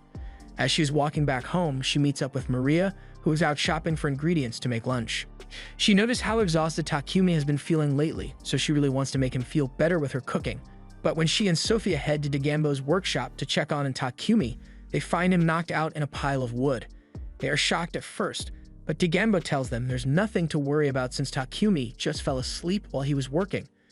And it's not hard to imagine why when Takumi has been working so hard without resting. And despite how exhausted he must have been, he kept working hard with a smile right up until the point he passed out. He's going to be fine for now, but Digambo warns the girls that if they don't get Takumi to stop working so hard, he might actually die one day. A little while later, once Takumi wakes up from his nap, he finishes the carriage and he looks so proud of himself for it. And he has every right to be proud too, because he broke the laws of physics to make this thing.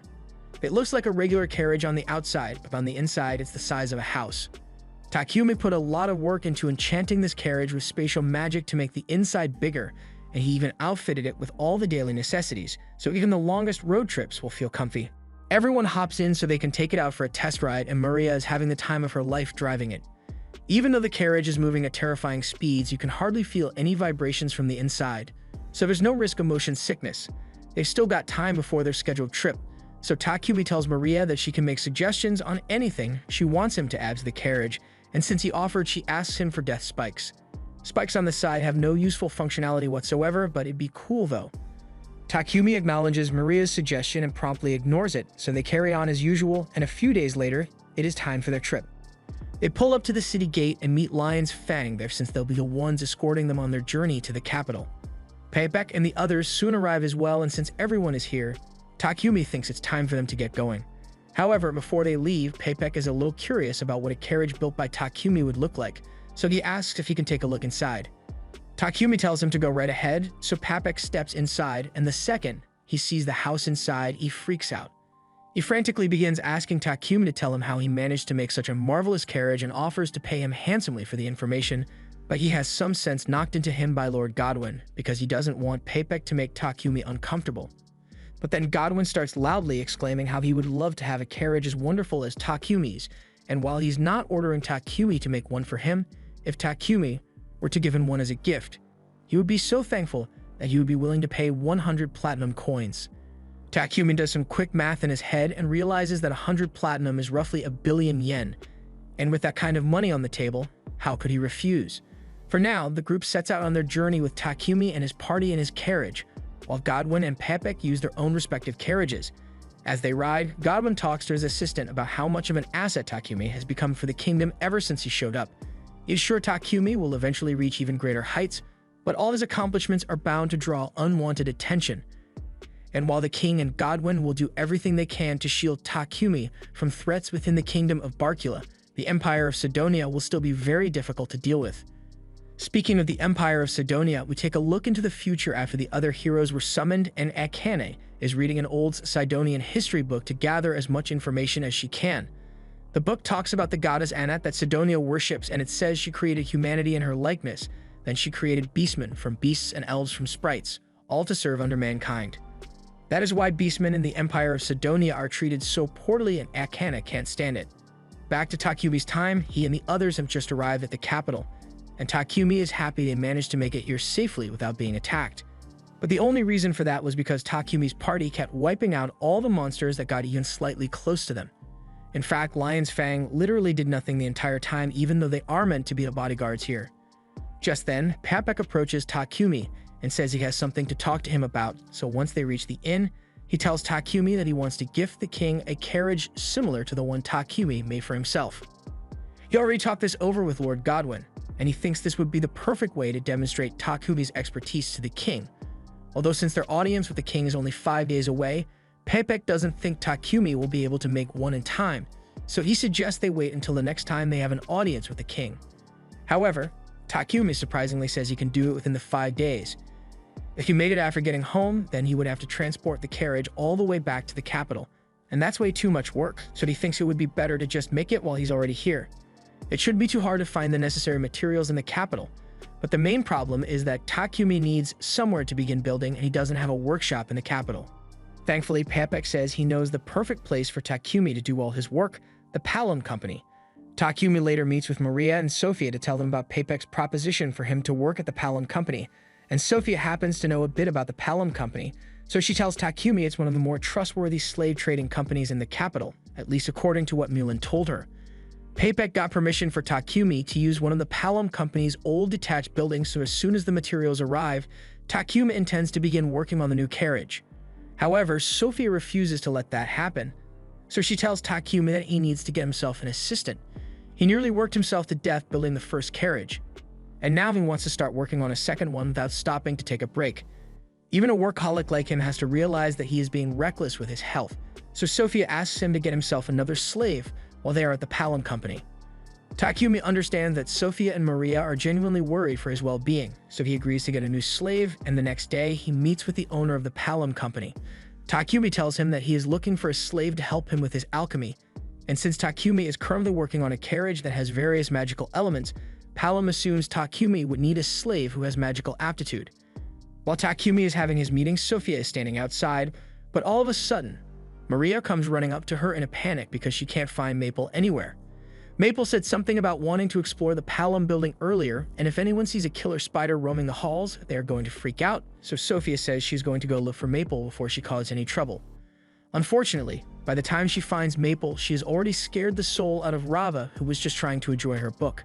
Maple apologizes for scaring Rava, and Sophia helps her back to her feet, but as she does so, she notices that the book Rava is carrying is a book about alchemy. She asks Rava if she's interested in alchemy, and she begins telling her about how much she loves studying alchemy. A few minutes later, Rava is brought into the meeting room to meet with Takumi, since Palom suggested her as a good candidate for Takumi's needs. Rava greets Takumi and takes his seat so they can begin their discussion, but as Takumi is telling her about the tasks he needs completed, Rava is completely zoned out because she's worried she will get rejected again and won't get to make any money for her family. Just then, Takumi mentions something about needing someone who is somewhat knowledgeable in alchemy, and as soon as Rava hears the word alchemy, she shoots up because alchemy is her thing. She loves alchemy just as much as Takumi does, so the two start talking about their favorite methods and theories, and Takumi is so impressed by her that he decides to give Rava a little quiz. He tears a piece of paper out from one of his journals and asks her if she can figure out what this magic circle is for.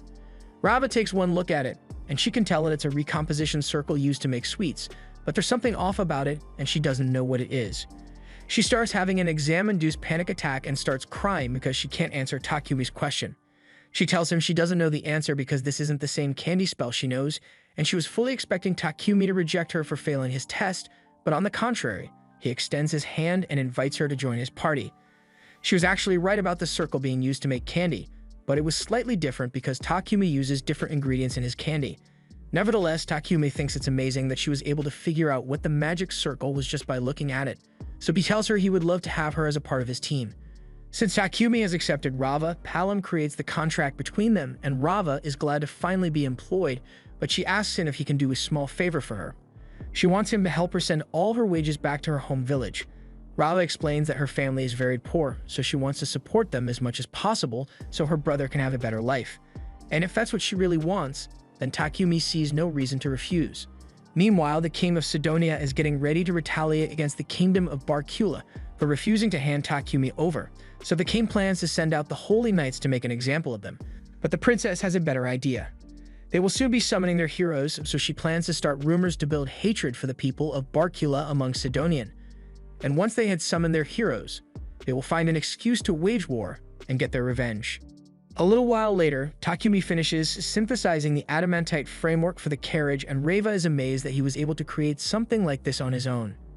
She offers to begin polishing the frame, but as she does so, her mood plummets because she doesn't think she could achieve something like this, but Takumi assures her that while the alchemy circles he used may look complicated, it isn't that much harder than the candy spell. He is sure that after a little training, Rava will be able to perform alchemy just as well as him because, after all, she has the most valuable trait for alchemy: genuine excitement for the craft. Eventually, with Rava's help, Takumi is able to finish the carriage, and while he is admiring his work, an old man walks up next to him to look at the carriage as well. He asks Takumi if this belongs to him, but Takumi responds saying he made it, but he's actually going to be giving this one to the king.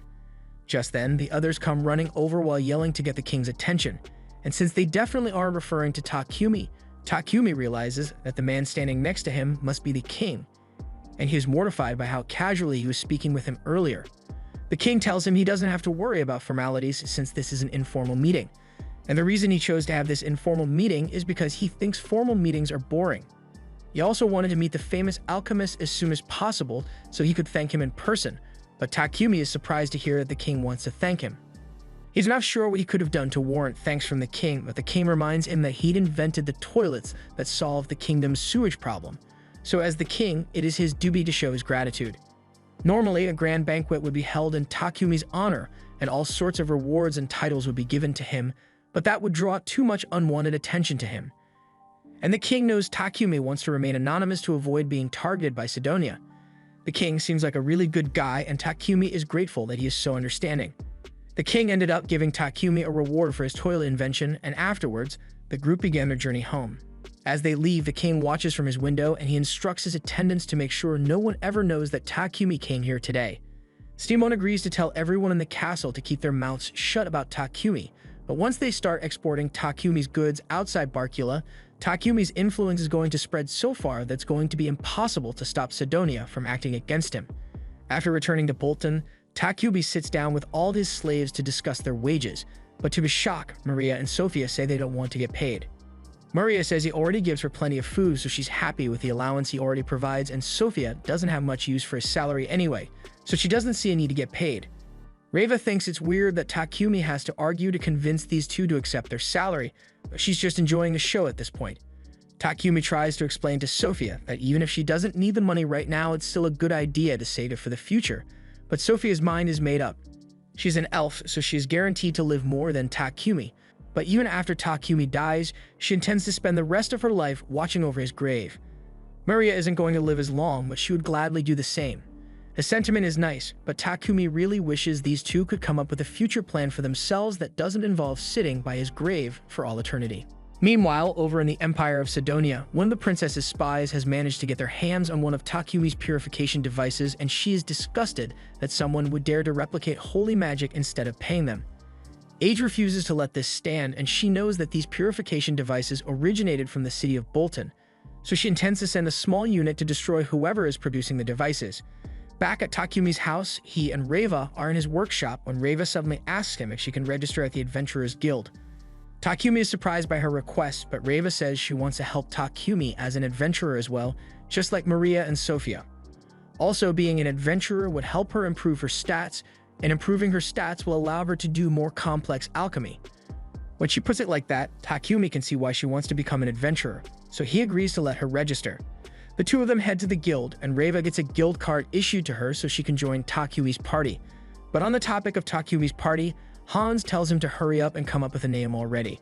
With the exception of Reva, everyone in Takumi's party is already D rank, and with their performance they are easily one of the guild's top parties, so they can't stay nameless forever. Takumi doesn't think it's that much of an issue if he leaves his party nameless since he never wanted to be an adventurer to begin with. In the first place, his team doesn't have someone to fight on the front lines. Takumi could probably do it if he had a little more training, but he's not really interested in getting stronger. Just then, Barak shows up out of nowhere and says he is willing to train Takumi until he's the best frontliner out here, and he conveniently chooses to ignore Takumi when he says he isn't interested in any training. Barak proceeds to throw Takumi all across the training grounds while demanding that he think of a name for his party, but between the fear and constant pain, the only names Takumi can come up with are toilet-related, so Barak keeps throwing him around until he can think of something better.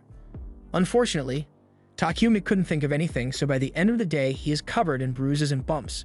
Maria starts patching him up, so Takumi asks if she has an idea for a party name, but she's even worse at naming things than he is, so she's not going to be much help. Takumi tries asking Sophia if she can think of a good party name, but her mind is a little preoccupied by the blind fury building within her. She can't believe Barak would dare to hurt her master in such a way, and she gets up to head over to the guild right now, because she's ready to throw her hands over this. However, Takumi stops her and says Barak was just training him, and as much as it hurt, Takumi's combat stats did go up quite a bit because of it, so there's no reason to be mad at Barak.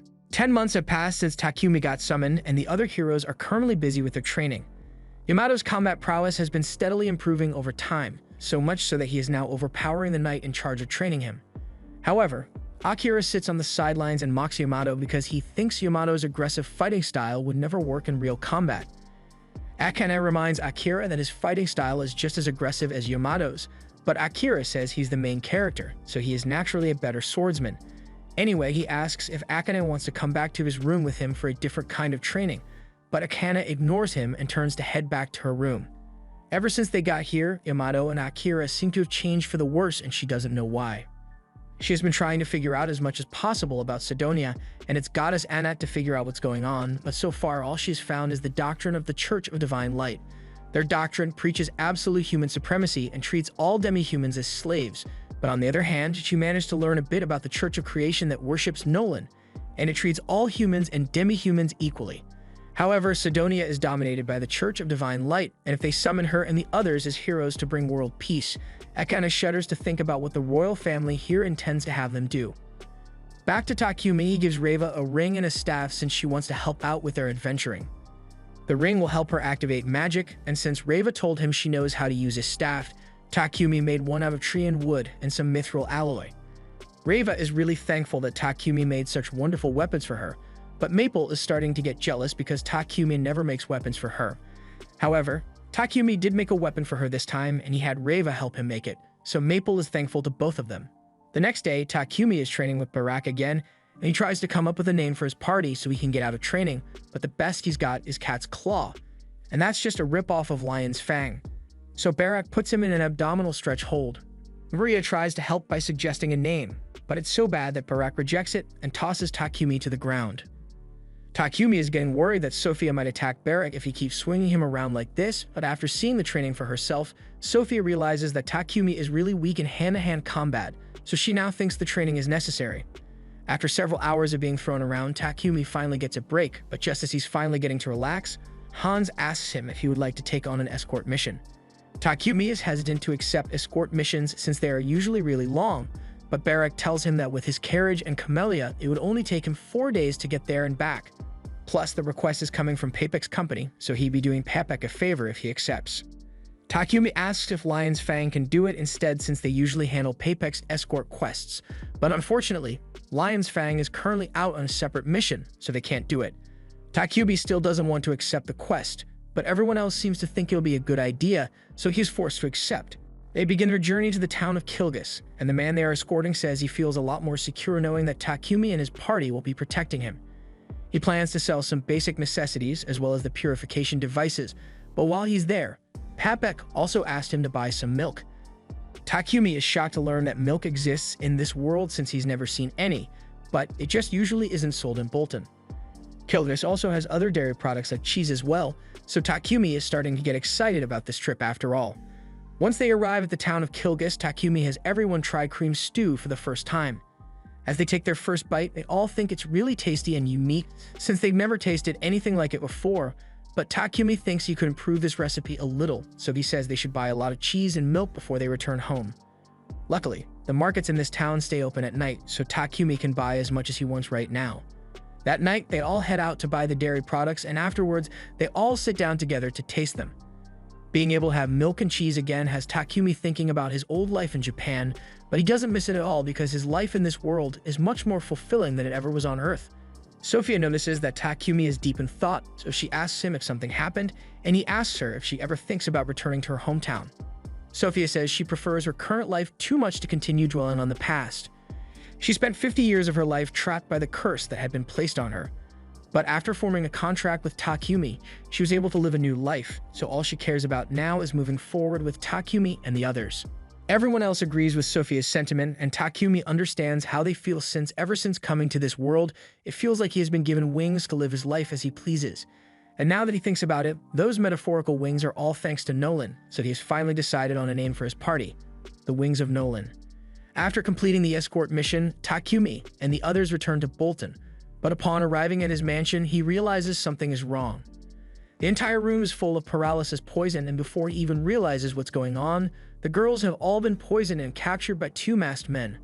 One of them approaches Takumi and attempts to stab him to death, but at the last second, the knife gets knocked out of his hand by a web, so Takumi seizes the opportunity to counterattack and knocks the first guy out. The second guy then tries to attack Takumi, but he is easily able to flip him over and knock him out as well.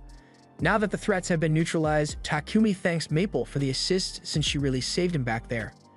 He then uses cure to get rid of the poison so the girls can move again, and Sophia begins profusely apologizing for not being able to protect him.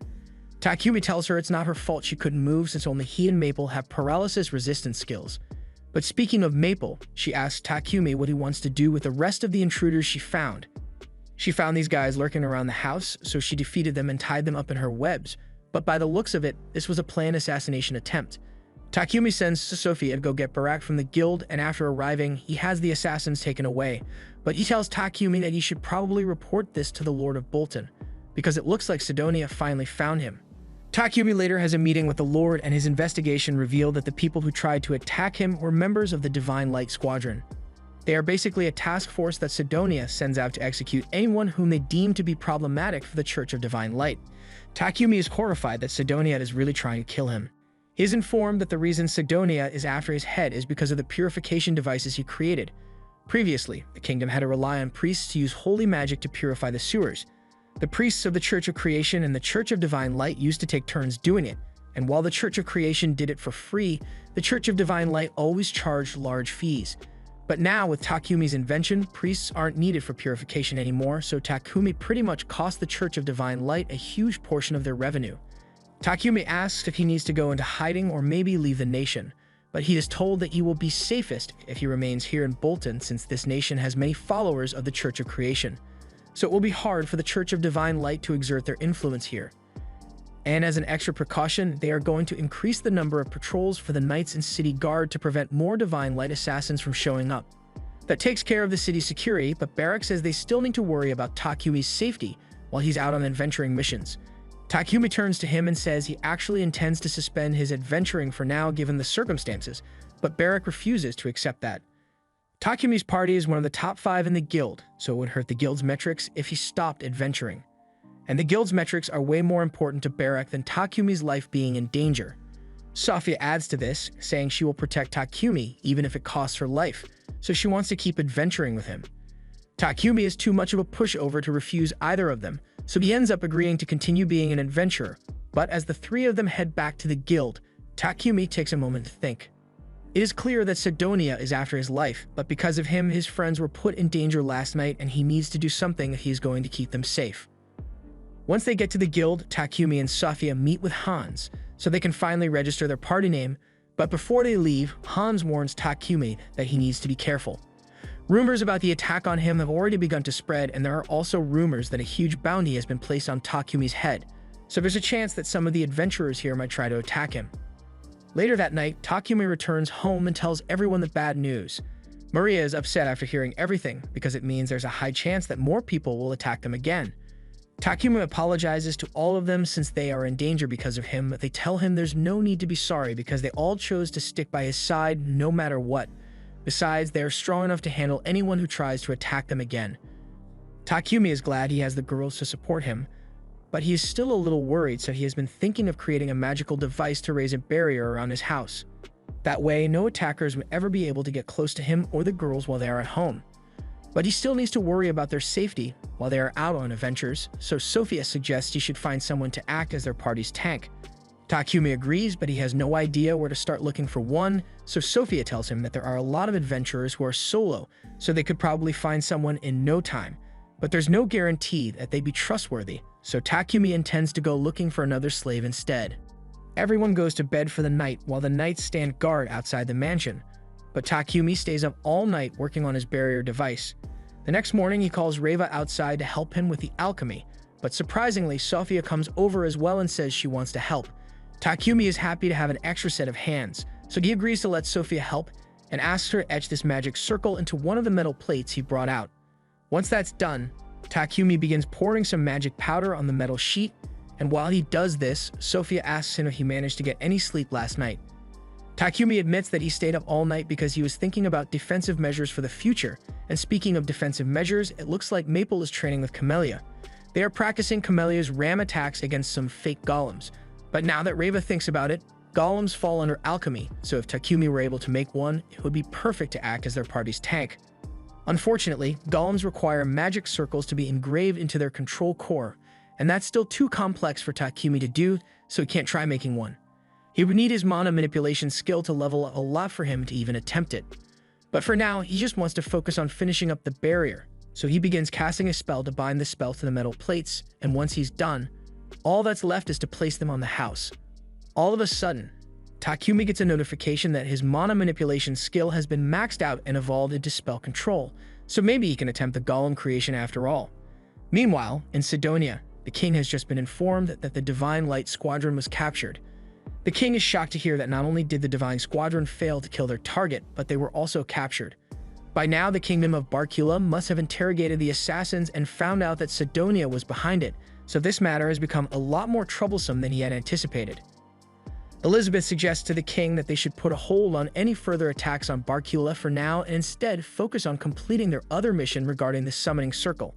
The king thinks she's right, so he asks Homer for a progress report on the ruined magic circles they found. Homer replies, telling the king that he was unable to analyze the circle completely, but it seems to be functional regardless, so they just need to wait for it to accumulate enough magic power to be activated. Meaning it should take about 2 months before they can finally summon their heroes. Back at Takumi's house, he has just finished his first attempt at a golem, and it was a total failure. Creating multi-layered magic circles for the core is a lot harder than he thought it would be, so he's probably going to have to level up even more before he can handle it. Maple asks him why he even wants to make a golem in the first place, because he already has all of them, and they are really strong, but Takumi thinks it would be nice to have a golem to guard the house at all times, even when they go on adventures together. If that's the case, Maple asks why he doesn't just go find a natural golem and tame it, and that's actually a brilliant idea, so Takumi immediately starts making plans to do exactly that.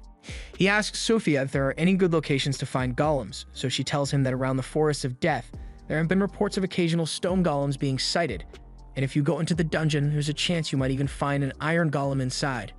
Takumi is surprised to learn that this world has dungeons, but Sophia is confused about how Takumi could possibly not know about the dungeons. Takumi makes up an excuse and says he hasn't been inside a dungeon before, but he thinks they should try heading into the dungeon to try finding an iron golem. But Sophia tells him that would be a bad idea, because it would be reckless to try to take on the dungeon when they don't have a tank in their team yet. Sophia makes a good point, so Takumi and the others end up heading to the rock flats in search of a rock golem. Eventually, they manage to spot one, but it's way bigger than they thought it would be. Sophia informs everyone that the golem they are faced with is probably Guardian class, and to kill it, they would need to target its magic stone. But Takumi doesn't want to kill it. Just then, the golem turns in their direction and starts scanning the area, so Sophia and Takumi duck behind a rock to hide from it. Sophia didn't expect the golem to have a scan ability, and she's starting to worry that it may be too much for them to handle, so she suggests that they should look for a different golem to tame. However, Takumi still thinks this is the best golem, since having a dangerous golem like that guarding his house would deter most attackers. He doesn't waste another minute and immediately runs out to challenge the golem, but just as everyone gets into position and is about to fire, Takumi suddenly realizes that the golem isn't attacking him, so he tells everyone to wait while he tests something out. Truth be told, he is terrified to be so close to the golem, but for some reason he feels energy similar to that of Nolan's coming off it, so he assumes it must have been created to guard some of Nolan's ancient ruins. And if that's the case, then Takumi thinks the blessing Nolan gave him should be enough to make it friendly. He stretches out his arm and attempts to tame the golem, and it actually works out. He has successfully tamed the golem, and he did it without having to fight at all, so the girls are really impressed. Maple asks Takumi what he plans to name the golem now that he has tamed it, so Takumi thinks about it for a second and eventually comes up with the name Titan. Everyone greets Titan and welcomes him to their team, and it seems like Titan is trying to tell them something, but his body isn't very versatile, so Takumi intends to make him a new one. He tells everyone that they can head home now, but Sophia points out that they will cause a huge commotion if they return with a giant golem out of the blue. Takumi realizes that might be an issue, so he is about to put Titan in his pocket dimension, but before he could do so, Titan begins to crumble and shrinks himself down to a little rock golem. Now they can take him with them to town without causing a huge scene, and Takumi promises to get to work on some improvements for Titan as soon as possible. Meanwhile, in the future, Akane continues to watch as her friends become more powerful and scummy with each passing day. The two of them are now strong enough to take out the entire knight squad of the castle, and they are taking great joy in calling all the knights weak as they stand over them. Back to Takumi, as soon as he got home, he got right to work designing a new body for Titan, and he's really excited for it. So he plans to begin construction soon, but before that, there's something he needs to take care of. He calls a meeting with everyone and tells them he is planning to dissolve all the contracts he has with them. The girls are shocked to hear this and ask Takumi why, so he explains that they will always be in danger if they stick around him, and he doesn't want to let them get hurt. He's been considering this ever since the day they first got attacked, and he is sure that this is for the best. The girls ask who will protect him if they aren't around, but Takumi says he still has Titan with him, as well as Maple and Camellia, so they don't have to worry about him. He wants the three of them to live somewhere safe, and of course he's going to pay them a lump sum so they can afford to live comfortably for a while. He tells them to think of it as his final gift to them, but all of a sudden, Maria gets up from her seat and points her spear at him. She simply can't accept Takumi's decision and asks why he always prioritizes others over himself. Takumi tells her he doesn't want to be the reason any of them gets hurt, so as much as he loves them, he can't have them stay with him any longer.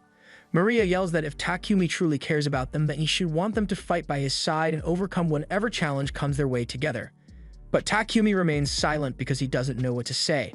Maria breaks down in tears and apologizes for threatening Takumi, but she doesn't know what to do with herself if she's not by Takumi's side. Sophia goes to comfort Maria and tells Takumi that while she understands that he is only asking them to leave out of concern for their safety, but telling them to just abandon him after everything they've been through is simply too cruel. They all swore to serve Takumi with everything they've got, and they were serious about remaining loyal to him forever. Takumi finally gets it, so he apologizes to everyone for trying to push his decision on them without considering how they feel. He asks them one last time if they really want to stay by his side despite all the dangers they may face, and the girls tell him they'll be by his side no matter what comes their way. Now that they've sorted that out, Takumi resumes work on Titan's body, and he's super shiny now. Titan absolutely loves his new body, and why wouldn't he? It has an adamantite skeleton with mithril armor, as well as every weapon Takumi could fit in there. And best of all, Takumi made a giant body for the little Titan to go in.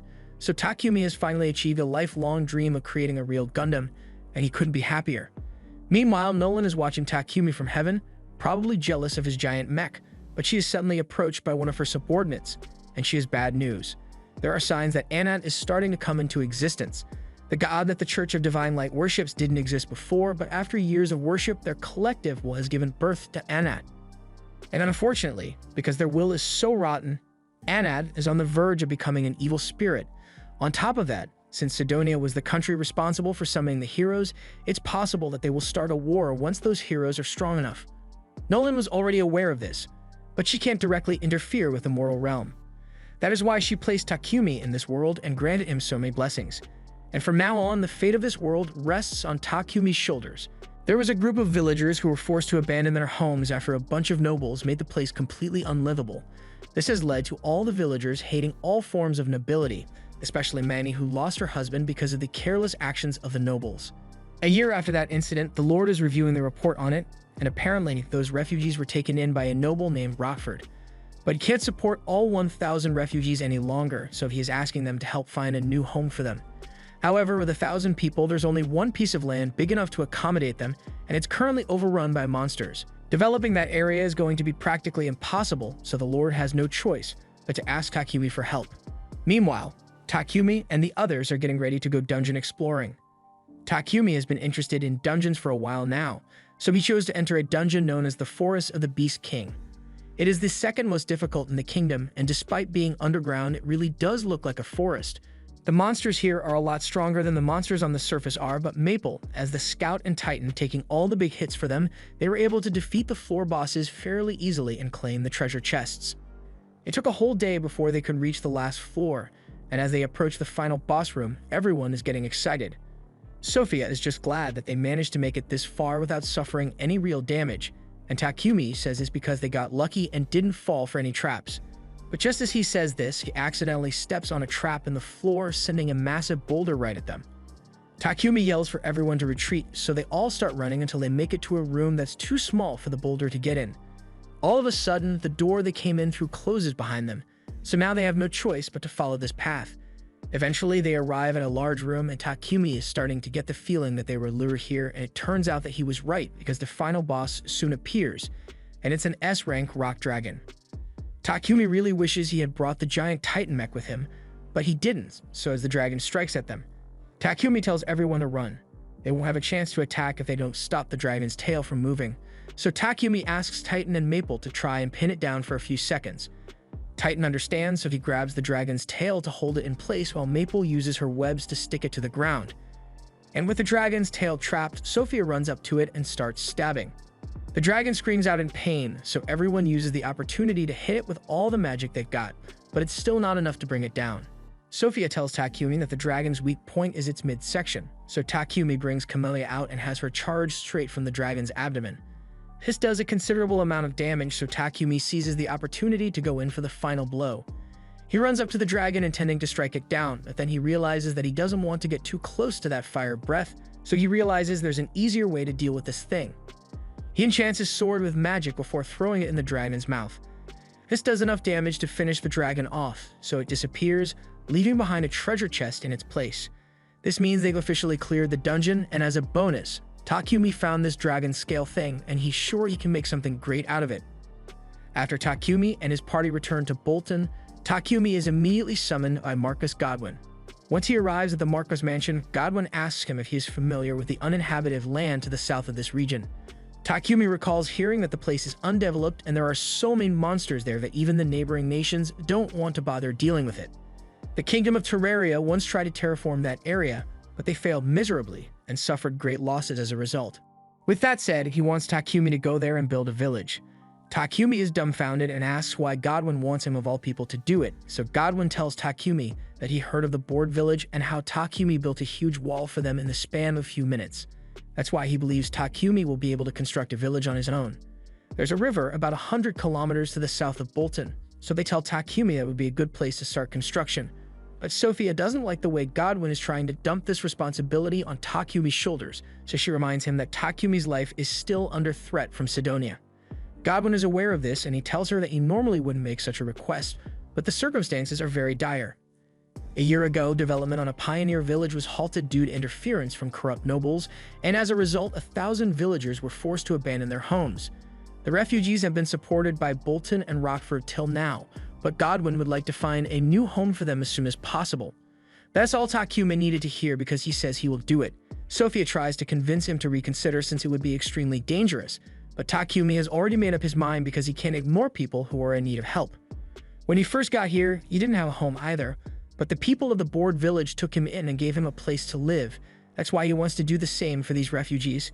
Since Takumi agreed to build the village, he immediately sets out with his party and an escort of knights so he can start construction. After building the roads, Takumi used his magic to erect a giant rock wall and dug out a huge moat in front of it to stop monsters from attacking the village. He then had Rava reinforce the wall to make it stronger and Maria help with some of the inner city roads. After a few days of work, this place is finally starting to look like a real village, so Takumi asks Sophia to return to Bolton and tell Godwin that he can send the pioneers here.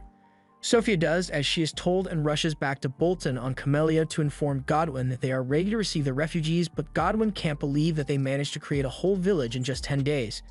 The village isn't exactly perfect, but Takumi said it should be good enough for the villagers to live their daily lives without issue, so Godwin gives the order for the refugees to head to the new village. The refugees start heading there under escort of the knights, but even though they are supposedly receiving a new home, they are rather worried because they are heading for the southern frontier, and the place is known for being undeveloped monster territory. They heard that a man was dispatched to make the land habitable, but they assume it is just another rotten noble who sees them as nothing but disposable pawns, so the living conditions in the village must be terrible. However, as they pull up to the village, the knight captain is shocked by the sheer magnitude of the village walls. It's practically a fortress at this point. The convoy crosses the drawbridge and enters the village where they meet Takumi. The knight captain asks Takumi what all this is, so Takumi explains that he surrounded the village with ramparts and dug a moat for security. This way, as long as the village isn't attacked by a dragon or something with wings, it should be safe. There is also a castle on that hill over there, but Takumi just made that in case any officials came to visit the village. There are homes for everyone who is moving in, as well as some barracks for the knights. And Takumi even created a sewage system complete with his purification devices. The knight thanks Takumi for all this hard work, but that aside, he asks how on earth it was possible for Takumi to do all of this in such a short amount of time. All he was asked to do was make a village, but this place is practically a fortress. The villagers were skeptical before, but now that they've seen the village, they are actually grateful that they get to live here. But Mani still doesn't seem so happy. Sophia notices Mani on the hill looking gloomy, so she decides to go talk to her and ask if she's here alone. Mani tells her that her husband died in her old village, so Sophia offers her condolences. It would probably be difficult for Mani to tend to the fields by herself, so Sophia asks her if she would be interested in a different kind of work. She tells Mani that her master is the one who built this village and he has been very busy lately, so she's looking for someone to help take care of his needs. Sophia's phrasing makes it sound a bit inappropriate, so she clarifies that Takumi just needs someone to do the cooking and cleaning since Maria is busy with construction too. She invites Mani to meet with Takumi, so a little while later they gather in Takumi's house to discuss the details. Takumi tells her that as long as she's okay with it, he would like to ask her to help take care of them. Of course, he says he will pay her a fair wage, but Mani remembers everything that happened at the old village and how she vowed never to trust another noble again. She declines Takumi's offer and tells him that she simply doesn't trust him. Things may look good now, but she is sure that sooner or later Takumi will cause the villagers to experience great despair, just like the other nobles did. Maria tries to convince Mani that Takumi isn't like that, but if Mani doesn't want to take the job, Takumi doesn't intend to bother her any longer. Mani then leaves Takumi's room, and as she is walking away, she thinks to herself that she might have messed up by speaking to Takumi like that. Regardless of whether he is trustworthy or not, he did build this village, so now that she has disrespected him, there's no way he would allow her to stay in his village, so she starts leaving. However, as she heads out into the forest, she encounters a massive horde of monsters, so she's starting to regret her choice to leave the village. Back in the village, Maple tells Takumi that she senses a huge horde of monsters approaching the village, and there are a lot of them. The villagers hear about the monsters and start getting worried that they are going to die here, but Takumi refuses to let that happen. He approaches the Knight Captain and tells him to raise all the drawbridges so none of the monsters can get into the city. From what Maple told him, there aren't any flying monsters nearby, so the villagers should be safe inside while Takumi and the others deal with the monsters.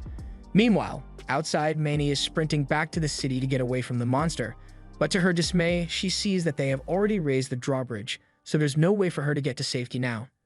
The villagers inside realize that they haven't seen Mani in a while, and now that they mention it, the Knight Captain recalls seeing Mani leave the city gates a while ago, so it's possible she might still be outside, and if that's the case, then she's in serious danger. Takumi refuses to let any of the villagers get hurt, so he vows to bring her back safely and flies over the walls on Titan. Mani has just been cornered by two bush wolves, and there's no way she can outrun them, so she accepts her fate and resigns herself to dying here. But before the wolves could get to her, Takumi managed to swoop in and save her at the last second. He then gets her to safety and slashes the two wolves in half, so he tells Mani she can relax now. Mani is still worried and tells Takumi that there are a lot more wolves in the area, but Takumi tells her that shouldn't be a problem since his friends are taking care of it. And sure enough, Sophia and the others soon return to tell Takumi that they killed all the monsters in the area, so there's no need to worry. He was serious when he said he wouldn't let anything hurt the villagers living here. Mani now realizes she was horribly wrong about Takumi. He's nothing like the other nobles she has met, so she apologizes to him for her rude behavior before and asks if he would still be willing to hire her as his maid.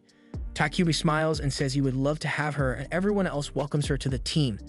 After the Knight Captain returns to Bolton, he informs Godwin of the work Takumi did, and Godwin is greatly pleased, but wonders if that city will really be good enough to serve as a wedge in their conflict with Sidonia. Over in Sidonia, the king receives a report that a fortress with sturdy walls has been erected in the undeveloped land near Barcula. The king is surprised to hear that someone managed to build a fortress there so quickly, and he is even more surprised to learn that this was the work of the same alchemist that has been causing problems for Sidonia.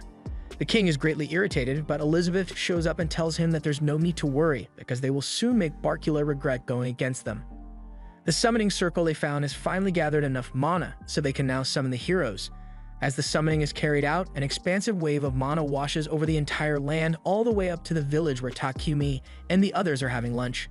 They sense some very unpleasant mana wash over them, so they all feel like something bad just happened. And this reminds Takumi of the fact that it has been 1 year since he arrived here. He remembers that Nolan told him she sent him 1 year into the past from when he and the heroes were summoned, so that must mean the other heroes have arrived.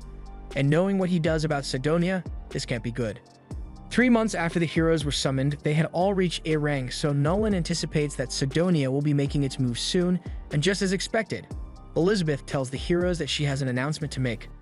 She tells them that the time has finally come to introduce the world to its new heroes, so she's going to be taking them all over the continent so they can display their power. Ahira and Yamato seem thrilled by the idea of going out into the world and being hailed as heroes, but Akane, on the other hand, isn't so keen on it. However, she still plays along with the others and pretends that she's excited so Elizabeth and the king won't realize that she's suspicious of them.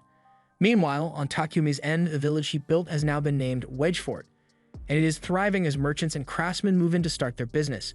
Meanwhile, in the forest outside the village, Sophia is busy slaying monsters, and after she cuts one in half, she is called out to by Maple. She shows Sophia the monster she captured because she has never seen anything like it before, but Sophia immediately recognizes it as a bush lizard, and she's starting to grow worried because the monsters in this area keep growing stronger. She reports this to the others, so everyone offers to help her handle the exterminations, but Sophia tells them that won't be necessary since she can still handle it on her own. The only reason she's worried is because it's strange that the monsters suddenly started getting stronger all of a sudden. She believes that the monsters are being forced out of their natural habitats for some reason, and while she has no way to prove this, she thinks that mana fluctuation they felt 3 months ago might have something to do with it. After all, if it was strong enough to get their attention, then it must have had some sort of effect on the monsters in the area as well. Takumi recalls what Nolan told him about the heroes being summoned, so he knows he needs to be careful, but at the same time he doesn't know what to expect. Later that evening, the Knight Captain tells Takumi that Baraka is requesting his return because he has a quest for him, so Takumi agrees to head back soon. But first, he asks the Knight if anything interesting happened in Bolton while he was gone. The Knight tells him that nothing has changed, but there's a rumor going around that 3 heroes have appeared in the Empire of Sidonia. After hearing the news, everyone gathers to talk about the implications of heroes being summoned in Sidonia. Since the others don't know the truth behind the heroes summoning, Maria assumes Nolan must have summoned the heroes to Sidonia in order to correct Sidonia's evil deeds. But Takumi knows that's not the case. Sidonia is still every bit as rotten as they were when they tried to kill him, so all he can hope is that the heroes who got summoned turn out to be good people. Unfortunately, that couldn't be further from reality because Akira and Yamato are certified scumbags now. As they are about to get into their carriage, Yamato asks if they are really going to bring that filthy demi-human with them. Lulu tries to apologize for offending him, but Yamato gets annoyed that she would even dare to speak to him. Akane stands up for Lulu and tells Yamato that she is her personal attendant, so he can't treat her that way, but Akira tells her demi-humans are nothing but slaves. However, since Akane is so fond of Lulu, he agrees to let her ride in the carriage with him. As the heroes are about to depart, Elizabeth and the king begin praying at Anat to help the heroes conquer their foes.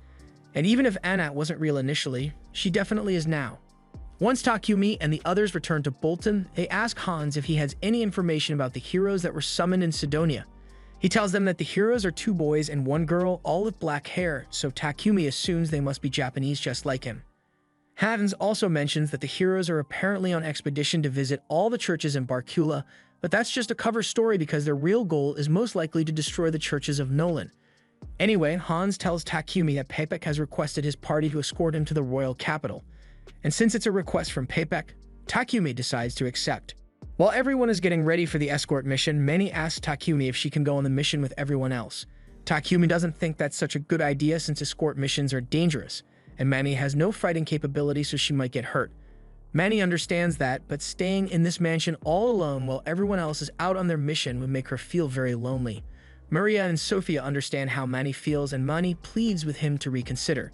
She says she can use earth magic, so she's not completely useless in a fight, and those puppy dog eyes are really hard for Takumi to ignore, so he ends up agreeing to let Mani join them on the escort mission, but only under the condition that she sticks close to Maria or Reva. Manny is delighted to hear that Takumi is willing to take her, but they'll still need to register her as an adventurer later. Meanwhile, the heroes are currently making their way to Barkula, but Yamato and Akira are growing irritated by all the bumps since this carriage doesn't have any suspension. Akira heard that someone invented a carriage with suspension over in Barkula, so he wants one of those. And speaking of things he wants, he heard that there are also a ton of elves in Barkula, so asks Yamato if he wants to bring a few back home with him so they can have some fun. Yamato thinks that's a great idea, but the Knight Captain tells the 2 of them that Barkula has a law against taking slaves out of the country. But Akira and Yamato couldn't care less about laws. They are first-class adventurers who are well past level 30, so there shouldn't be anyone on this continent who can measure up to their combat power. Hearing the 2 of them talk like that makes Akane sick, but that's exactly why she has to do something before Akira and Yamato can cause any real harm. Right now, they are heading for the royal capital of Barkula, and Akane gets the feeling that this may be her only chance to fix things. A few days pass, and Takumi has completed his escort mission. So at the royal capital, the receptionist tells him that he, Sophia, and Maria are all being promoted to A rank, and Reva is being promoted to D rank.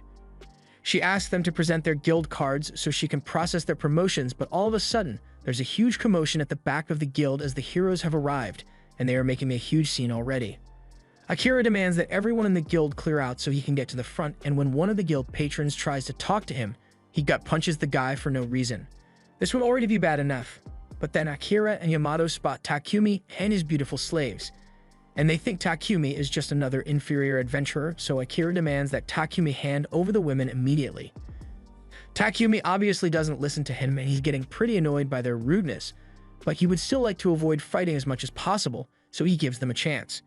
He tells them to just leave him alone, but Akira has got too much self-importance for that, so he draws his sword and lunges at Takumi, with killing intent. Takumi effortlessly dodges while using his alchemy to destroy Akira's sword, and when Yamato tries to attack him, he just flips him onto the ground like a child.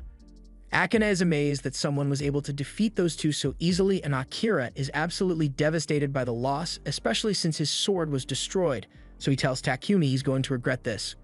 In response, Takumi tells Akira that he's in no position to be making threats because, for one, he just got his ass handed to him, and two, drawing your sword in the guild is a major offense, so he's going to get in a lot of trouble. Akira realizes Takumi is right, but he's still holding a grudge, so he swears he will get his revenge on Takumi eventually. Once those two leave, Akane runs up to Takumi to apologize for the behavior of her fellow heroes, but Takumi tells her there's no need to apologize since she didn't do anything wrong. She introduces herself to Takumi, and her intuition is telling her that Takumi is the person she's been looking for, but before she could say anything, Lulu comes over to tell Akane that it's time to leave. Takumi can tell that Akane had something she wanted to talk about, so he leans in and tells her that he will be waiting at the Lakeside Hotel tonight. Later that evening, Takumi tells the girls about his encounter with the heroes, but those two don't even deserve to be called heroes with the way they act. However, the girl that was with them seemed like a decent person, which is why Takumi told her to come meet him at this hotel. But now that he thinks about it, that might not have been such a good idea, because how exactly is Akane going to sneak away from her Sidonian escorts without being noticed? Evidently, Akane did get noticed, so now she's on the run from the Sidonian guards with Lulu so she can talk to Takumi. The guards are starting to close in on her, but all of a sudden, Sophia appears and knocks out one of the guards, while Maple drags the other one away. Sophia later brings Akane to the hotel where she meets with Takumi. No one followed them here, so they won't have to worry about the Sidonian guards for a while, and Akane wants to get straight to the point, so she asks Takumi if he happens to be Japanese. Takumi tries to avoid the question since he can't risk the information being leaked to Sidonia, but Akane swears that she won't tell anyone. Takumi thinks Akane can be trusted, so he tells her that he is indeed Japanese and the reason he is here is related to the heroes being summoned. Takumi's party members are confused because this is the first time they heard Takumi mention anything like this, but there's no point in keeping this a secret any longer, so he decides to just reveal the truth. Before he starts explaining, Takumi asks everyone to promise to keep this a secret no matter what. And after they all agree, he explains everything that happened before he was brought to this world. He expected them to think he was lying, but the girls actually don't find it hard to believe that Takumi is from the same world as the heroes and is acting on behalf of Nolan. From everything Takumi has told them, it is pretty clear that Sidonia is the bad guy here, and the fact that they have the heroes poses a real problem. Akane asks if Takumi thinks Sidonia is planning to wage war on the other nations, but while that certainly is a possibility, Akira and Yamato are nowhere near strong enough to fight a war on their own. So it's much more likely that Sidonia plans to use the heroes to incite the masses into kickstarting a war. And even if they don't start a war, if the presence of the heroes spreads the influence of the Church of Divine Light, that would be a problem as well. Akane apologizes to Takumi for getting him involved in this mess, but Takumi tells her it's not her fault because they all got summoned here against their will because of Sidonia. But speaking of getting summoned, if Akira and Yamato are from Japan too, then there's no way they could have been such scumbags before arriving here, so Takumi asks Akane why they act like that. Akane doesn't know what caused it, but she does know that Akira and Yamato were kind people before they got here, but ever since they started training in Sidonia, their personalities changed drastically. Takumi finds that strange, so he asks Akane if they were ever given anything strange to eat, but Akane has no idea. She personally didn't trust Sidonia from the start, so she would always cast purification magic on her food before eating it. However, Akira and Yamato weren't as good with light magic, so it's possible they might have been drugged and brainwashed at some point. Knowing this, Akane kneels before Takumi and begs him to save her and Lulu because she can't afford to go back to Sidonia now. Takumi tells her to stop kneeling because she doesn't need to beg for his help. After all, he wouldn't want to abandon a fellow Japanese girl, so for now, he suggests they head back to his mansion in Bolton. One quick carriage ride later, everyone arrives back in Bolton, and to raise Akane's spirits, Maria prepares some cream stew for her. Akane is astonished because she hasn't gotten to eat something like this in ages, and it makes her so happy that she starts crying. Meanwhile, over in Wedgefort, a guard stationed on the wall notices something strange going on in the forest, and upon closer inspection, he realizes it's a monster stampede, so he rushes to go sound the alarms. Meanwhile, back at Takumi's house, Akane and Lulu have gone to bed for the night, and Takumi is busy in his workshop with Reva. He plans to talk to the king about Akane and Lulu later, but for now they'll be safe in his mansion. And in the meantime, there's something he wants to do, so he asks all the girls to gather around. Once everyone is here, Takumi tells them that he is going to be dissolving everyone's slave contracts effective immediately. The girls are all heartbroken because they think Takumi is trying to abandon them again, but he tells them that's not what he meant. He's about to face more danger than ever before, and he knows the girls are willing to stick by his side through it all, so he doesn't want them to be bound by slave contracts anymore. He wants all of them to stand as equals to him, so they can truly call themselves a family.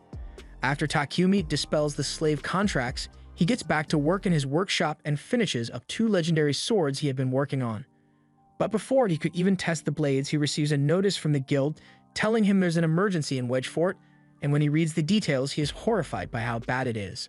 Takumi heads into the guild, and he is surprised to see all the members of Lion's Fang waiting for him. He asks them about the situation at Wedge Fort, so the guild master explains that there's a horde of monsters stampeding through the area, and given the danger of the situation, they are only allowing adventurers that are B rank and above to participate in the monster extermination. Unfortunately, most other parties are busy handling quests already, so they don't have many adventurers to work with at the moment. But on the bright side, there's at least one other party that is available to join their strike team. Just then, the members of the Crimson Rose party walk in, and the leader introduces herself as Marilda.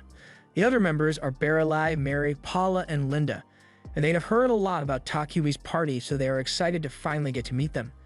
They also know Lion's Fang, but it looks like Marilda doesn't get along well with Rio. In any case, since everyone is here, Barrack tells Takumi to take the members of both parties and go save Wedge Fort from being destroyed, and he immediately agrees. They immediately set out, but since Akane and Lulu are still in hiding, he opted to leave them behind at the mansion with Titan acting as their guard. Meanwhile, on the carriage, he gives Sophia the sword he just recently created. It's made from Orichalcon, and he would like Sophia to use it in their upcoming battle. He named this sword Amaterasu and tells Sophia it can deal a devastating amount of damage on its own. But there's also a second sword he made called Tsukuami, and this one inflicts unimaginable amounts of mental damage whenever it strikes an opponent, so he is sure it will be useful in battle.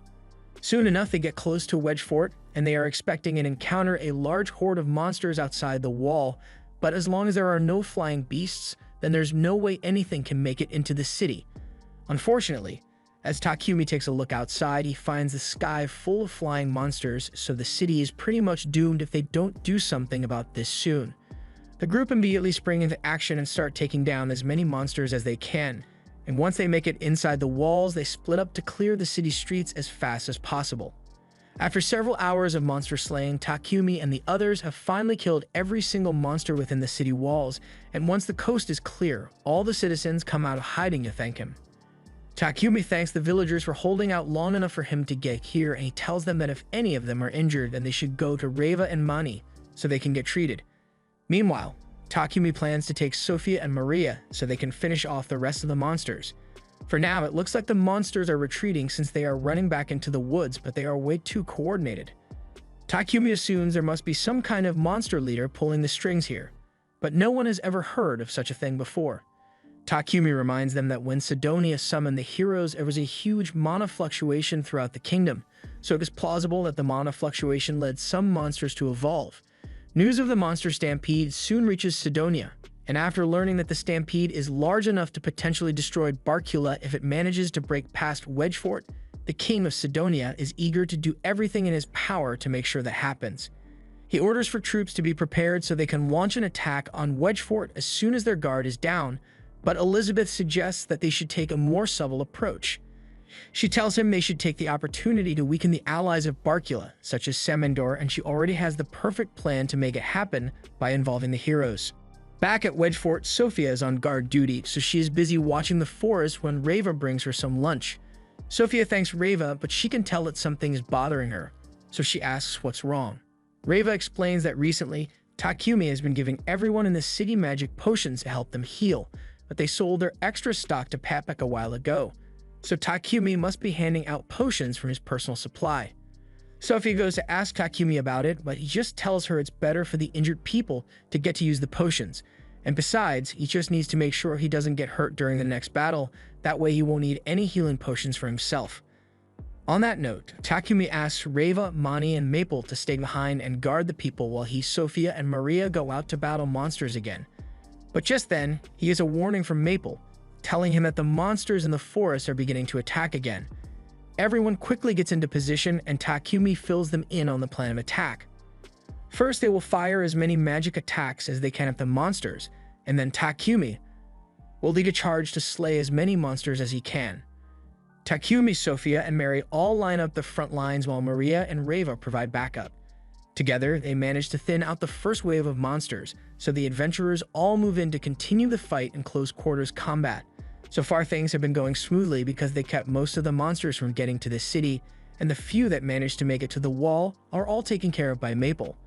The only problem right now is that Sophia is being a little too reckless with her attacks, but everything works out in the end because the monsters begin to retreat again. However, this time, something bizarre happens because all the monsters begin killing and eating each other out of nowhere until there is just one left. And this one is a lot more powerful than the others, so Takumi assumes it must be the leader. The monster leader fires a blast at Sophia, forcing her to dodge out of the way, but because she's so close to it, she ends up getting smacked across the forest floor.